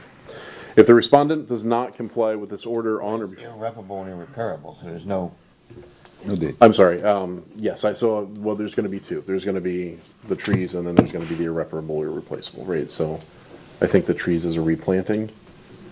That doesn't, yeah, that cures the violation, but it's irreparable and irreparable, so there's really no cure. I gotcha, okay. It's just, that's part of bringing it into compliance. Okay. All right, so we'll move past that. Upon considering the following factors, the gravity of the violation, any actions taken by the violators to correct the violation, and any previous violations committed by the violator, I move that they replant 5 trees and that a fine of $1,000 be imposed. I'm looking at you, Rod, sorry. Well, I like the fine to be a little bit lower too, because also I'm giving the benefit of the doubt that they removed 1 tree and they thought it was dead and they thought it was endangering their building. The other 4, we cannot know, but and you're having them replant, if the fine can be a little bit lower. That's my opinion. I don't say no fine, no. This one I want to fine because also for the limb, including the whole thing. Sure. But I will go with 500, you know. It's $250 a tree. 250, well, maybe that's, well, that's 12. $1,000. But they're gonna replant and They will, but at the same time, this is, it's a, we're not here to hurt business. We're not here to hurt people. We're here to ensure that what the city wants happens by the residents. And so we have to make sure that happens. That's how I feel. how I feel, like if they do the effort with replanting, with permission of the chairman, replanting and doing and correcting what has happened, that there is a cost for that, and I don't want to put any Well, I think hardship. to his earlier point, to Dave's earlier point, in this particular case, you do have some very large trees that were removed. Somehow or another, whatever happened, happened. Confusion. And you have those 5 trees that they're gonna plant will not in our near future replace the canopy that was there. Correct. So, in that respect, I can understand the $1,000 fine. I think that something has to be, we have to, something has to be, a message has to be given that there were numerous phone calls they could have made to find out what they had to do. There are numerous ways to have mitigated what they did, what they've done, and who knows, maybe at some point, there would have been a plan to allow them to bring that container in and expand their seating and take care of whatever other problems they had the right way. It wasn't done the right way. I can consider, David, also they're insisting that they removed 1 tree. That's why I, Well, again, if you look at bring they the haven't guy in provided who cut evidence. the other 4 down. They haven't provided evidence, and those trees were on their property, as it was clearly shown, And so. the pictures show that there's 5 trees missing. true, I, no, And that, I and love that they were there, and that those 5 trees were there after the hurricanes. Yeah, I'm with that. I know, I seen that. This is amazing. You know, the way Mr. Ferris did that is fantastic. It just, he probably spent more than $1,000. Bottom line is, I don't have a to problem. do that. So maybe one alternative, and this is probably a question for you, Joe. Is it possible to replace the canopy by just sheer replanting? Like, is it possible to have an impact that get close to replacing it? More than 5 trees. Well, that would be my, like, instead of a It'd be fine, more let's to say 10 fine. trees, or, I mean, yes, in time, depending on the trees that are planted, you can get some of that canopy back. Well, I guess the The issue- question, Joe, is in- if we required them to plant 8 trees, would that help? Would that be It better? would, the only reason I'm going with 5 is because those are the 5, I believe, from my scrutiny of that, those were the ones, in my opinion, were removed, or that was the number.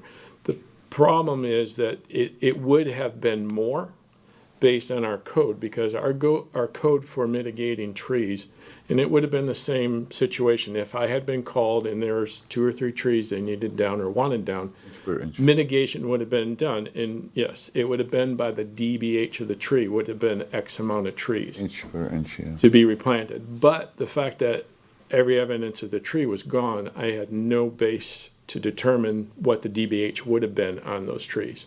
So that's why I'm asking for at least those 5 to be replanted. Have you had an opportunity to look at the site and say, well, it needs at least 5, but 8 would be better? It could be, but again, I don't.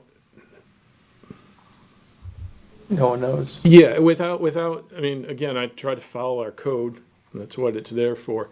Without knowing what the DBH is, I can't assign the true mitigation. So in this case, I was comfortable with a 1-for-1 replacement. And yes. I think what's happening is, you know, obviously they're struggling over the amount of the fine. And the amount of the fine is partially because of the loss of canopy. So if there was a way to somehow better mitigate the canopy, But the and fine reduce the should be fine. based on the irreversible damage, then what's required would just be what would satisfy myself or the city. I think, if I'm correct, is that?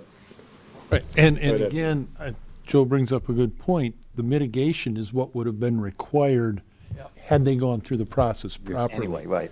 And there's also one more thing. I mean, 5 is what Mr. Ferris was able to confirm. You know, we're not even, you know, it could have been more. Right. We don't know how many Well, and trees that- exactly. I- We were just able to confirm 5 on the property. Yeah. No, and I feel we're trying to find an option that suits the city and the community, and that's what we want. So I'm happy. Trying to find a balance between just a strict fine Yeah. and bringing that area back to as best we can to what it was before. And I think that gets into what we already discussed about the part of the buffer that's been gone. Those shrubs that had been there had been saw palmettos planted in there that helped screen that area from the roadway. It wasn't just the trees. But as we mentioned, that's going to be a separate case at a separate time. So it's kind of, And that's vision, that's noise, that's so many things. it's everything. I mean, that was required to buffer the back of that building. The city doesn't want to expose. Because who wants to live the next back of a to, building.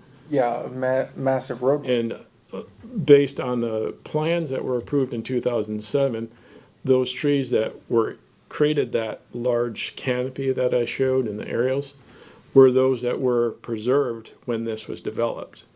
The ones that I showed as deciduous matched the trees that were required to be mitigated at that time, probably for whatever was in that area where the parking and the buildings were placed.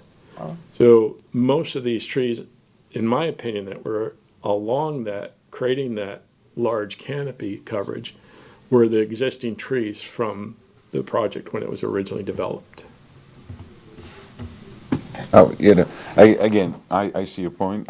I'm with the fine, but I'm towards the mitigation more, bringing the site back to what was permitted. Which is the other. Which is, that's why I had in mind the shrubs, and they're gonna they have to end up the shrubs and making those canopies grow and. Shrubs are not part of this case. Yeah, I know, but bringing back the site to its original permit, when that was permitted originally. Any further Well, comment? could that be a condition? I was hesitant to put that in there because we are going to hear a case later about the remediation Yeah, necessary for the okay, clearing. fair enough. All right. And maybe at that point, we don't assign a fine and we just say plant all the shrubs or whatever, but today we're talking about the 5 trees. Yeah, okay. Well, I see your So we point. still have a motion on the floor with a I'm second. okay with it. If there's no further discussion and there's no amendments, No amendments. okay. All- All those in favor? Aye. Opposed? Nay. No nays. Motion carries. So you have been found in violation of the code. You have been fined $1,000 and required to replant 5 trees. You have until August 13th, August 13th, to come into compliance. If for any reason you cannot, you'll have to come back in front of us, and you can, at that time, ask for an extension. There is no guarantee you will receive an extension, but you have the right to ask for one. If I may, just to kind of, I think, clarify what you said, they have until August 13th to replant the trees. Remember, these are an irreparable, irreversible violation. Damage is done, so Right, it won't be a damage, yes. compliant state, but they have to replant the trees by, August 13th. Are we required to plant in the same place or anywhere, somewhere You else? can get with the arborist, he'll tell you. Okay? Next case, please. Case number 25-1963, City versus Perez Roy and Kathleen Sarah Lerner. The violation is section 12-861, subsection E, subsection 6, fences, appearance, section 10-3, subsection B, sanitation, grass weeds, section 12-900, subsection 1, subsection 3, pools, safety barrier, and section 12-901, pools, duty to maintain. And the address is 6006 Soaring Avenue. Thank you. Good evening again, Mr. Chairman, board members, Lori Smith, Code Compliance. This case originated by a citizen complaint on May the 9th, 2025. My inspection revealed overgrown grass. The pool safety barrier was in disrepair. The wooden fence on the west side is in disrepair, and the pool was unsanitary. At that time, I went straight to a notice of violation with the compliance date of the 27th of May, 2025. No one was at home, so I posted the notice letter at the front door, and I requested copies be sent certified, first-class mail to the owner of record. I also requested a copy be posted on the electronic board for the 10-day requirement. At this time, I would like to submit photographic evidence of the violations taken by me on May the 9th, 2025. Accept those, thank you. Thank you, sir.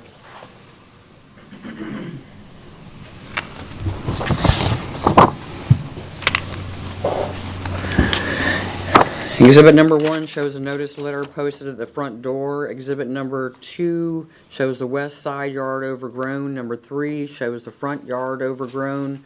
Exhibit number 4 shows the rear yard overgrown. Exhibit number 5 shows the west side wooden fence in disrepair. Exhibit number 6 shows the west side wooden fence in disrepair. Also, number 7 shows the rear pool screen by that wooden fence.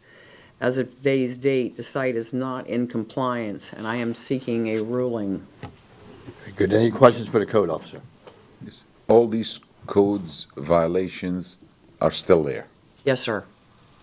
No improvement, no. There's a little bit. They did try to fix some of the wooden fence on the west side of the property. Some more slats got put in, but it's not 100%. A child could crawl through that slat and get into where that pool area is at. And one more question. Any of the work that they need to do requires a permit? No, sir. All just maintenance and cleanup? Yes, sir. Rod, you did so well at the beginning of the meeting. Please wait to be recognized. I was still talking to her. You didn't get recognized for the first question, so. Any other questions? Go ahead. I kind of missed the, oh, go ahead. Go ahead, Bob. I just kind of missed the initial. Is there, as far as the pool is concerned, is there a safety hazard? It's implied that there was. It is. The wooden fence is a safety barrier for that pool. I'm sorry that my picture of the pool is not a better photo. I could only get so close that the photo was taken from an individual's backyard. I tried to get as close as I could, but again, this is taken with a cell phone, not a camera that can, shoot long distance. And is the house occupied? Is it? Yes, sir, it is. Fine. I mean, it looks like the pool is still covered. So they're making efforts there. If it's not going to be usable, they're doing something. And is it their fence or is it the neighbor's fence? No, it's their fence. That's 6006. Okay. Because I know, like, it's not always, like, it's the outside is supposed to be, but Facing you, doesn't always yeah, but you happen. can't always go by that. Yeah. Okay. Any other questions? Thank you, Lori. Is the respondent here? The complainant is here, Mr. Chairman, and if you have any questions, she's here as well, just in case anybody would like to ask her something. This is Okay. how I got the case, Okay. because I could not see the Let's backyard. hear from the respondent first. The respondent is not here, Okay, sir. respondent's not here. No, sir, they Okay, are not. So who is here? Complainant. Yes. Complainant, okay. Come on up. Name and address, please. Anna Maria, the address is 6004 Soaring Avenue. And we've been dealing with this issue for a long time. When they first moved in, they did have someone come and mow the lawn, maybe once or twice. After that, it slowly started getting worse and worse. And I was very patient. We were very patient. We just saw that maybe they're busy, they're out of town. We let it go. We never complained. But then the fence started coming apart little by little. And one time even there was a hole in the bottom of the fence, and how they fixed it, they put a plastic cup inside to cover the hole. That was the extent of their fixing it. We still didn't say anything. But then the backside of the fence fell, and it fell on top of destroyed my plants on the side. And that's when I went to check it. I could look in back of their yard. If the front yard looked bad, the backyard looked even worse. There are so many bushes. The pool was literally black. I think they covered it after she went the first time. It was black. And we've had an issue with mosquitoes. We already live on a conservation lot, so we have to deal with critters and things like that. Now I'm really afraid because of the snakes. I mean, even the back fence to their house has fallen as well. So it's just really horrible. I'm just How mostly long would you say concerned. you've been dealing with this? I don't know. I think they've been living there for a couple of years now. Yeah, and like I said, I'm really concerned. My kids go and play in the backyard. I'm having another daughter come with all her kids to play, and you hear about the diseases with the mosquitoes, and it's just maybe rats, like the other gentleman talked about. It's just not fair. You know, we really go out of our way to keep our yard looking nice. And I try my best not to put shrubs that attract snakes. I always ask when I buy things, does this attract snakes, does it attract that? You know, so I think that, you know, we've been very patient. And and then the fence fell the first time. She told him to fix it. He came a couple of days later with a hammer and nails. He fixed it himself. And it was really weird because when Hurricane Milton came, it didn't knock the fence down. But after a while, no, really, it didn't. I was surprised. I thought it would. But after a while with the rain, it fell down again. And they just ignored it. They just left it as if it didn't happen. I know they're aware of it because I hear them oftentimes in the patio, you know, talking and what have you. And we've been very patient. Like I said, we don't say anything.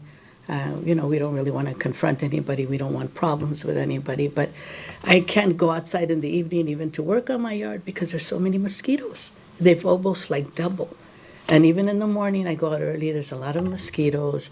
I've seen more snakes, which scared the dickens out of me.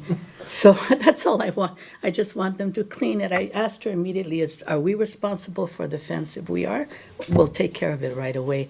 And she told me, no, that fence is theirs, your fence is on the other side. So, you know, she told them that, they were aware of that, but they just aren't doing anything about it. And, you know, Any questions?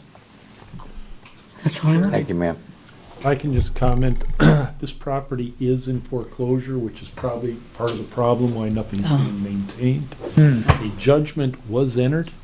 The sale has been continued several times. I checked this morning. It looks like the sale has not happened yet because the property appraiser shows that these people, the respondents, are still the property owners. But I just want to let you know, and that's probably what's compounding the problem, is the fact that there's been a foreclosure on it. Can I ask you? Try, if this board enters an order on it, just realize that once the sale occurs, we had that little talk a year ago, in the certificate of title, then this lien will probably get wiped out. However, I can try to contact, if you enter an order, try and get that to the people that got the judgment, the bank, and see if they're willing to try and take some corrective action, but I can't guarantee that. Okay. That's what I was gonna ask, is us putting a motion on this and putting a fine or a lien, is that gonna cause an issue for the sale of the property? No, it won't cause an issue as far as the sale. Okay. It's gonna end up wiping out Okay. the lien. Yeah. But I will try and reach out and at least send them a copy of the order. Okay. And let them know I don't know if it'll do anything, but it's at least an attempt. Do we know when the foreclosure went through? How long? Judgment occurred? Yeah. I should have looked at the date on that, I'm sorry, but I would say that it's probably been a year. Really? I would say close to Okay. And how long does it normally take before the sheriff comes and puts a notice on the door and they have to leave and? Once the sale would occur and there's a new owner. Okay. And that hasn't occurred yet? That has not occurred. And we don't know when that'll occur? Okay. So if they don't sell the house or it doesn't go through, we just have to deal with that mess? There's nothing we can do. Well, we'll have, if the sale happens, I would hope we then have, like the bank or whoever, that we can actually have bring a case against again. Right. And have an order against them. when a property's in foreclosure, it just, it's problematic. I It's, see.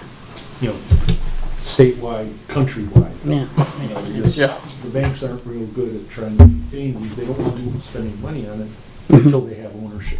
I understand. Okay. Any other questions? Seeing none, I'll entertain a motion. Thank you. Thank you, ma'am. Go for it, Dave. I'll go ahead, Rod. Somebody. Rod? In case number 25-1963, I move that the city has proven by the greater weight of evidence the following violations of the City of Temple Terrace City Code exist on the property located at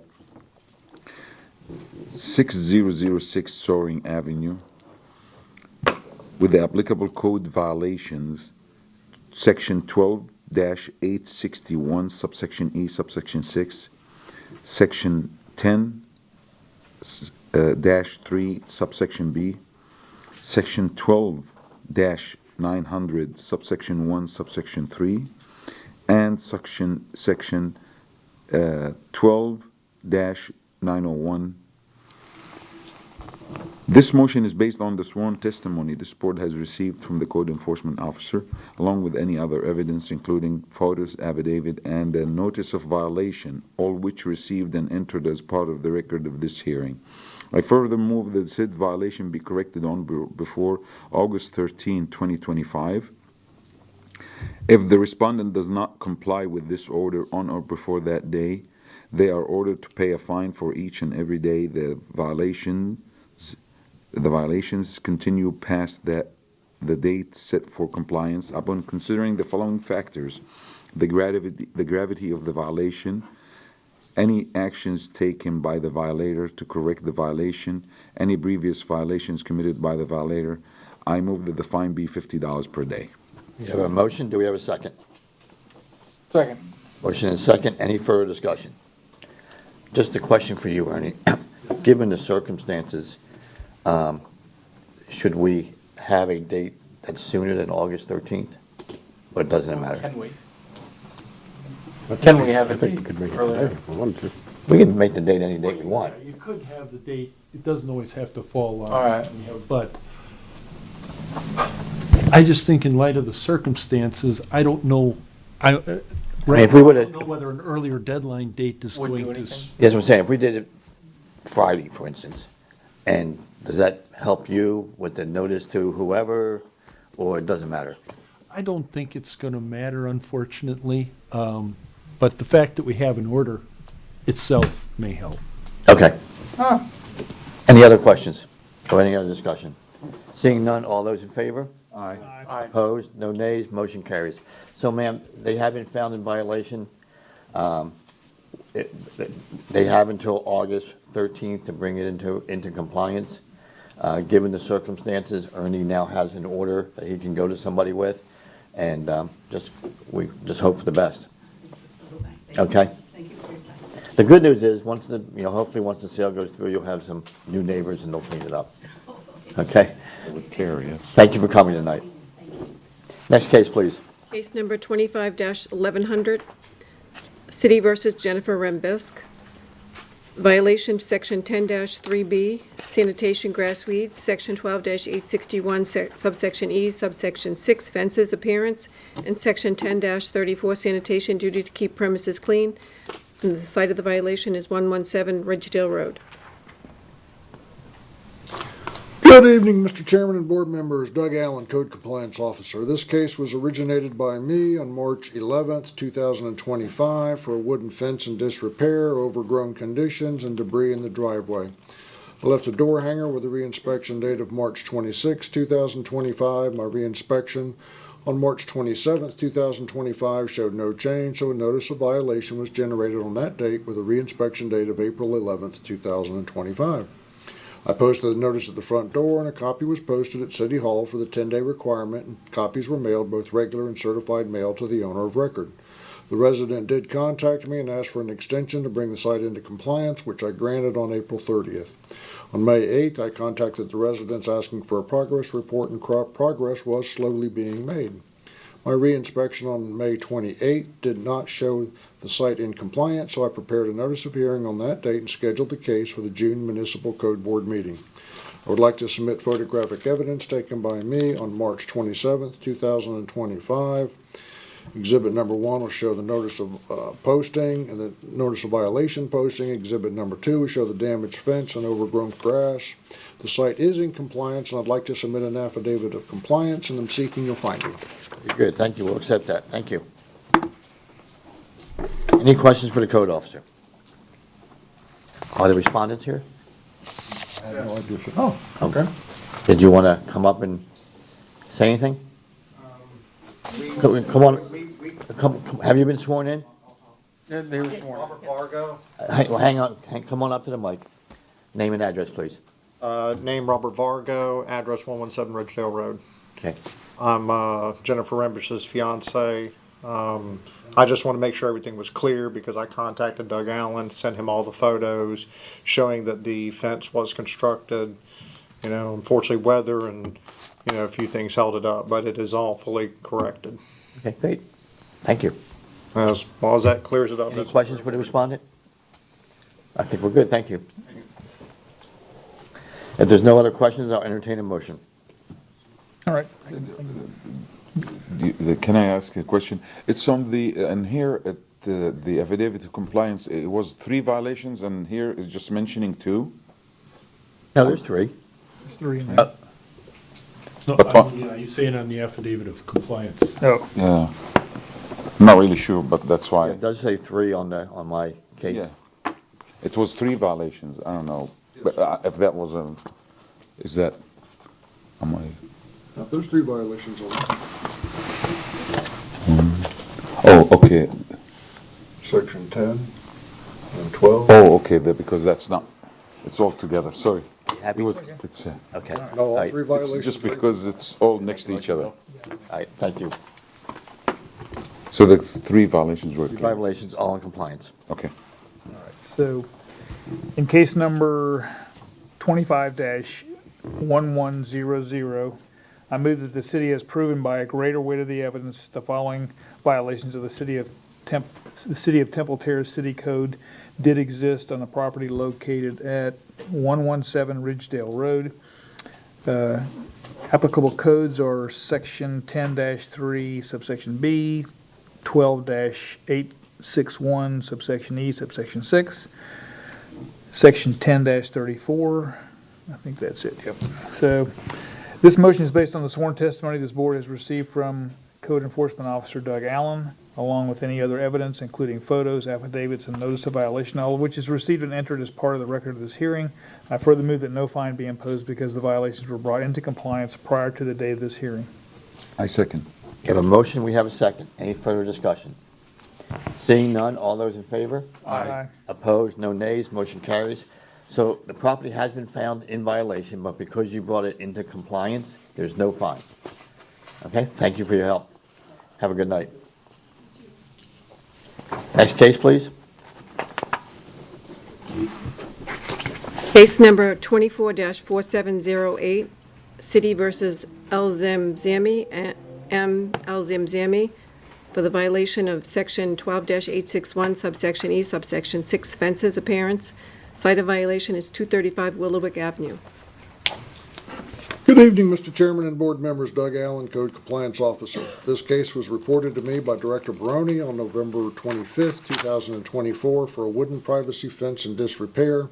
I left a door hanger on that date with a reinspection date of December 16th, 2024. My reinspection on December 17th showed no change, so I generated a notice of violation on that date with a reinspection date of February 31st. I posted a copy of the notice of violation at the front door, and a copy was posted at City Hall for the 10-day requirement, and copies were mailed, both certified and regular mail, to the address of the owner of record. Our department did allow for additional time if improvements were made over time, and as long as there was consistent progress. My reinspection on May 28 showed the repairs were not completed, so I noticed the hearing was prepared on that date, and the case was scheduled for the June Municipal Code Board meeting. This time, I'd like to submit photographic evidence taken by me on December 17th. Exhibit number 1 is a copy of the notice of violation posting. The site is in compliance, and I'd like to submit an affidavit of compliance, and am seeking a finding. We will certainly accept that, thank you.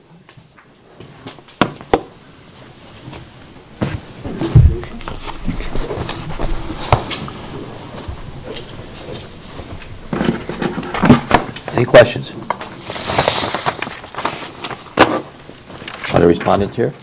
No, sir. Okay, if there's no questions, I will entertain a motion. I can do another one. All right, thank you. What the heck, yeah. Or unless somebody No, else wants go to. ahead.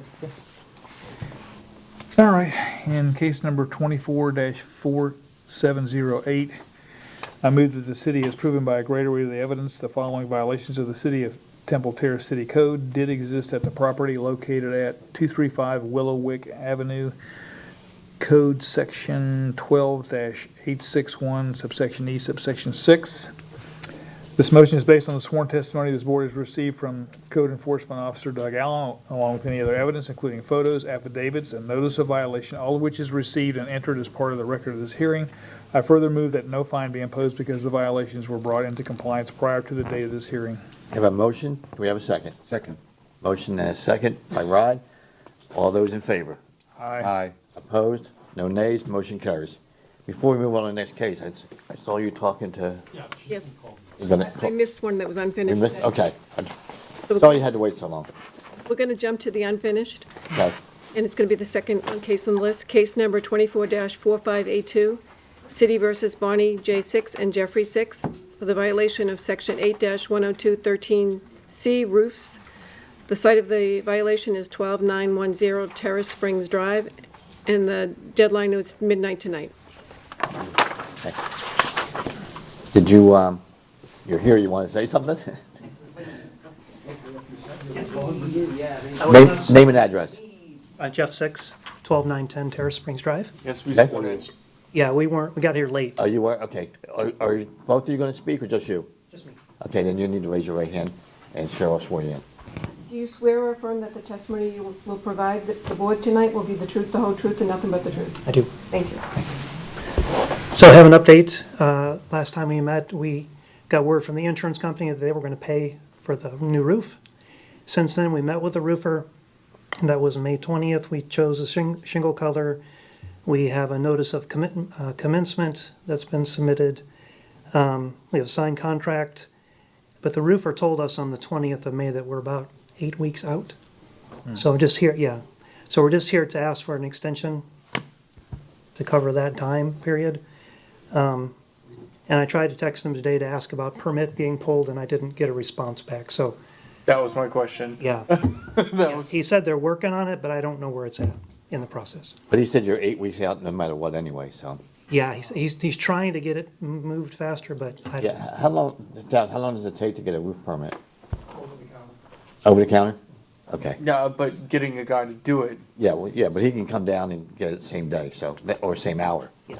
Okay, so 8 weeks from May would be July, so if we said, if we gave you an extension to August 30th, that should, because you can probably be done, August 13th, I'm sorry, August 13th. That would work for you? That work? Okay. What's your pleasure, board? Make a motion. Okay. Make a motion to extend, what was the case number? Sorry. 244582. For the case 244582, I make a motion to grant an extension until August 13th, 2025. We have a motion, do we have a second? second. Motion and second, all those in favor? Aye. Opposed, no nays? Okay, you have your extension, you know the drill. If something comes up and the roof isn't done, you don't have your permit, you need to come back and see us. I'll be calling Lori, yeah. Okay, thank you, good luck. Okay, well, now we're going to go back to the cases again. Okay, We're on the second case, case number 25-0621, City versus Ali Iranmanesh, for section 12-861, subsection E, subsection 6, fences, appearance, and the site of violation is 9222 Overlook Drive. Good evening once again, Mr. Chairman and board members. I'm still Doug Allen and still a code compliance officer. This case was originated by me on February 5th, 2025 for a damaged white vinyl fence, and I left a door hanger with a reinspection date of February 19th, 2025. My reinspection on March 17th showed no change, so I generated a notice of violation on that date with a reinspection date of April the 1st. I posted the notice at the property, and a copy was posted at City Hall on the electronic board for the 10-day requirement, and copies were mailed, both certified and regular mail, to the address of the owner of record. My reinspection on May 28th showed no change, so I prepared a notice of hearing on that date, and the case was scheduled for the June Municipal Code Board meeting.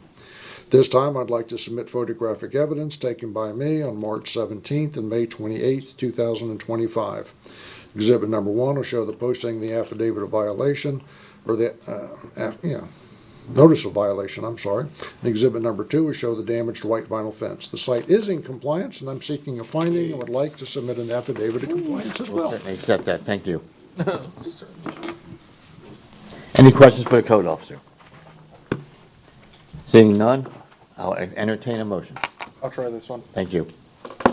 In case number 25-1298, I move the city is proven by greater weight of the evidence the following violations. Wait, I don't think you have the right case. Am I off the wrong one? 0621. Oh, sorry. Bottom page. Case number 25-0621.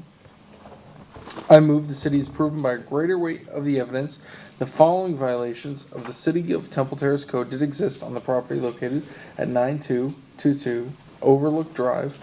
Code violations 12-861 subsection E subsection 6 did apply.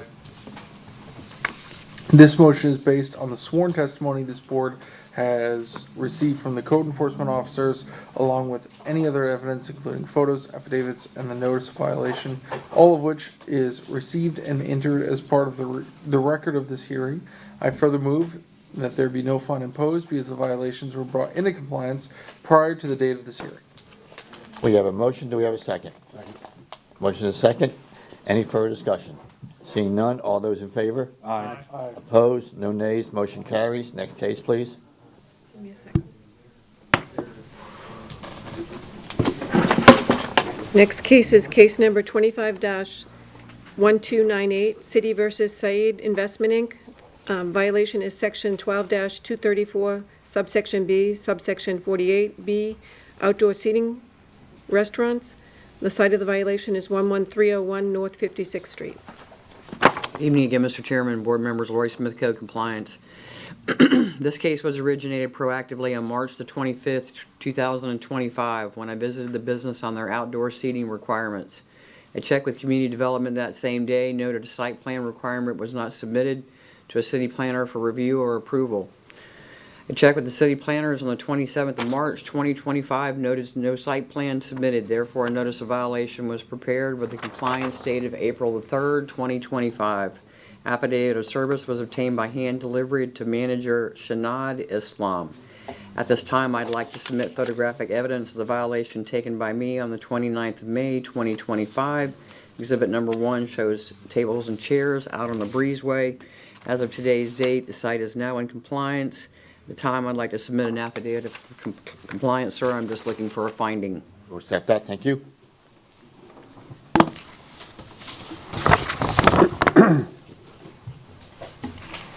Any questions for the code officer? Seeing none, I'll entertain a motion. This one. Thank you. In case number 251298, I move that the city is proven by a greater weight of evidence the following violations of the City of Temple Terrace did exist on the property located at 11301 North 56th Street. That's section 12-234, subsection B, subsection 48B.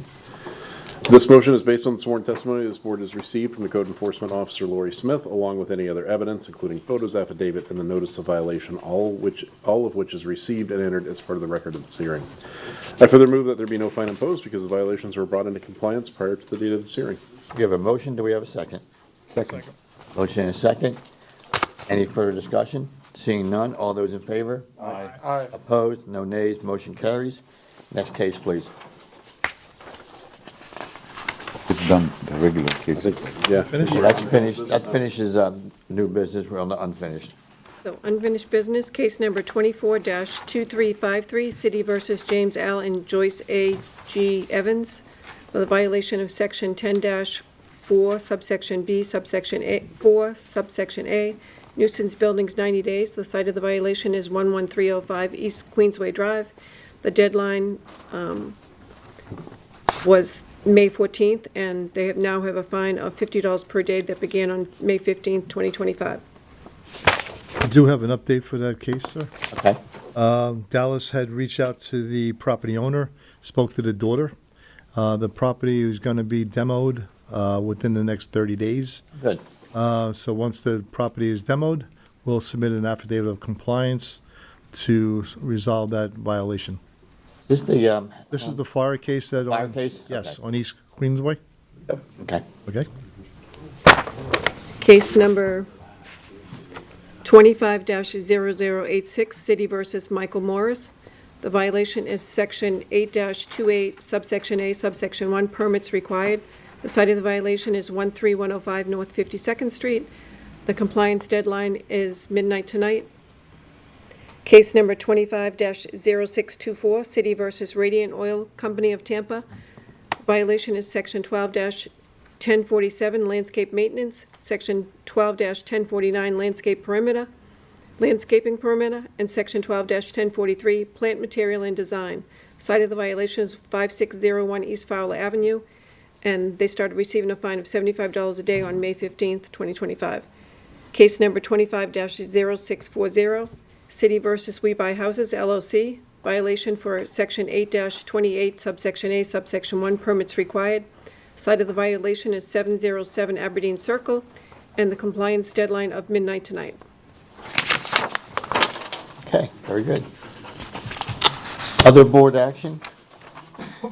Anything to report on liens? No, we'll probably be providing a liens report in August. Okay, very good. Okay, we have several items under new business. The first, you guys already heard, there will not be a July meeting. Our next meeting will be August 13th, 2025.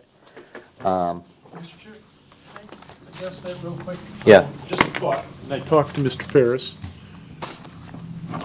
Although we won't have any cases or hearings on in the July hearing, we could have a workshop on trees if you'd be interested to just kind of have a discussion and try and get a comfort level with the tree cases.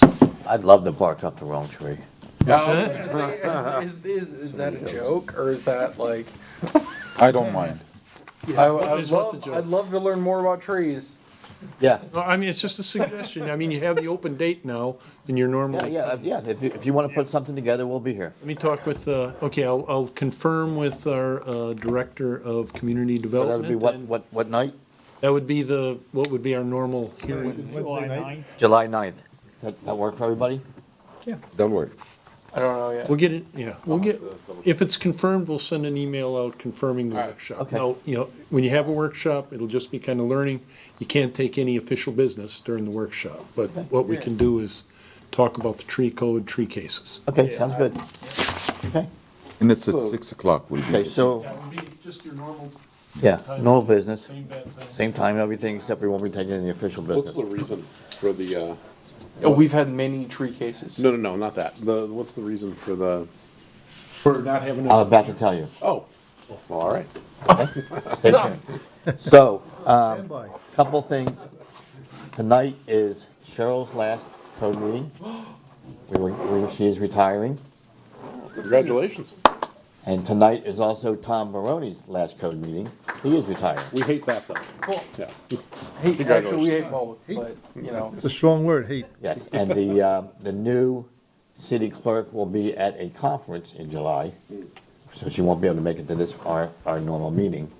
And we do have our new director sitting in the back, who would, if you wouldn't mind coming up and introducing yourself. I have to make a fool of myself now. Good evening, Chairman Board. My name is Jack Shanks. I'm the incoming. I'm trying to fill Mr. Brony's shoes. Try very hard. I got to meet the staff the other day. That was pretty exciting. Everybody's been wonderful, and I'm very, very excited to get started. Tell us where you came from. I'm currently with Habitat for Humanity Tampa Bay Gulf Side, And my job currently is the Chief Program Officer. I'm the one that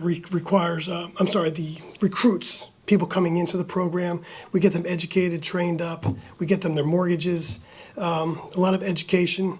And we have a mini code compliance department that we run, which is pretty unique. And I'm really excited to share what I've learned over the years and see if any of that fits Temple Terrace. Great. Well, welcome aboard. Thank you. Yeah, I was gonna ask. Thank you. I'm excited to be here. So I know that at the last city council meeting, they discussed, they're gonna change the name of the, it's not gonna be code enforcement anymore, it's gonna be neighborhood services. Is that something that you're gonna how you plan on incorporating that philosophy? That's a great question. So I've done a lot of investigating into neighborhood services and what that looks like moving forward. There's a lot of great examples around the country of what that looks like. It's not necessarily kindler, gentler. It's a different perspective. It's a different outlook. It's a different motivation, an approach to code compliance. There are several unique areas around us here in our region that call themselves neighborhood services, but when you look at them, it's really they just changed the name. There are some other places that I found here locally, but also throughout the country that have actual neighborhood services programs built, and they're completely different. The approach is a little bit different. Things like this are exactly the same. The efforts of a board to mitigate things that are going on in the community and levy fines and things like that. But it's really about the approach and the resources that are provided. It is kind of kindler, gentler, but at the same time, empathy is great, but it doesn't replace responsibility and it doesn't replace accountability. So you have to have the empathy, and those other two things combined, it's going to produce a very, very good, well-run program. Not that this one is not. This one, I mean, I've watched a lot of the prior meetings, got a little familiar with what's going on, how things operate, and I just think it's going to be a natural progression to Temple Terrace. Great. Thank you. Thank you. Good. I appreciate it. Thank you. Someone who, since I moved to Florida, I've been in Temple Terrace, seeing you come in, do this, taking over his shoes. I'm excited. Thank you. Thank you. I'm going to try really, really hard. Good luck. Tom, I can't thank you enough for your many years of service.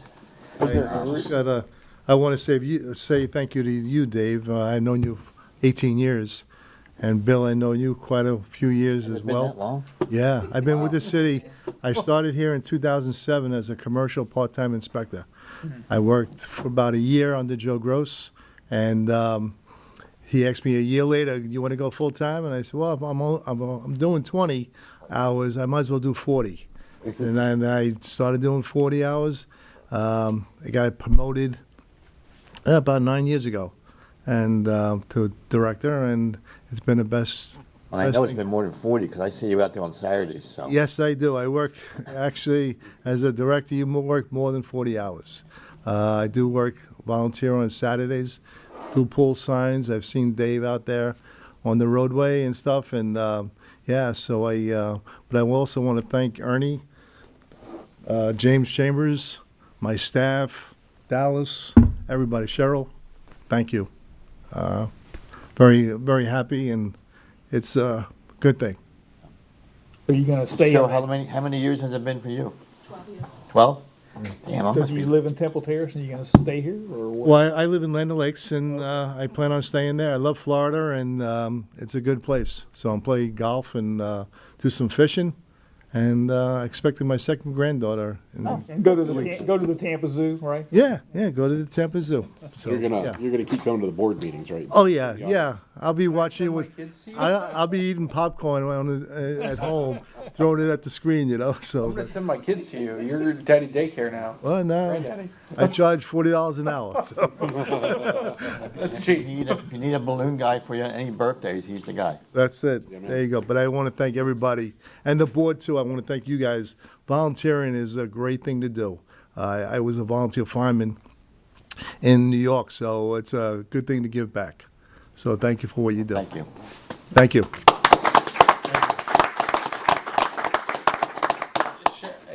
Cheryl, do you have a speech? No? All right. I have something done now.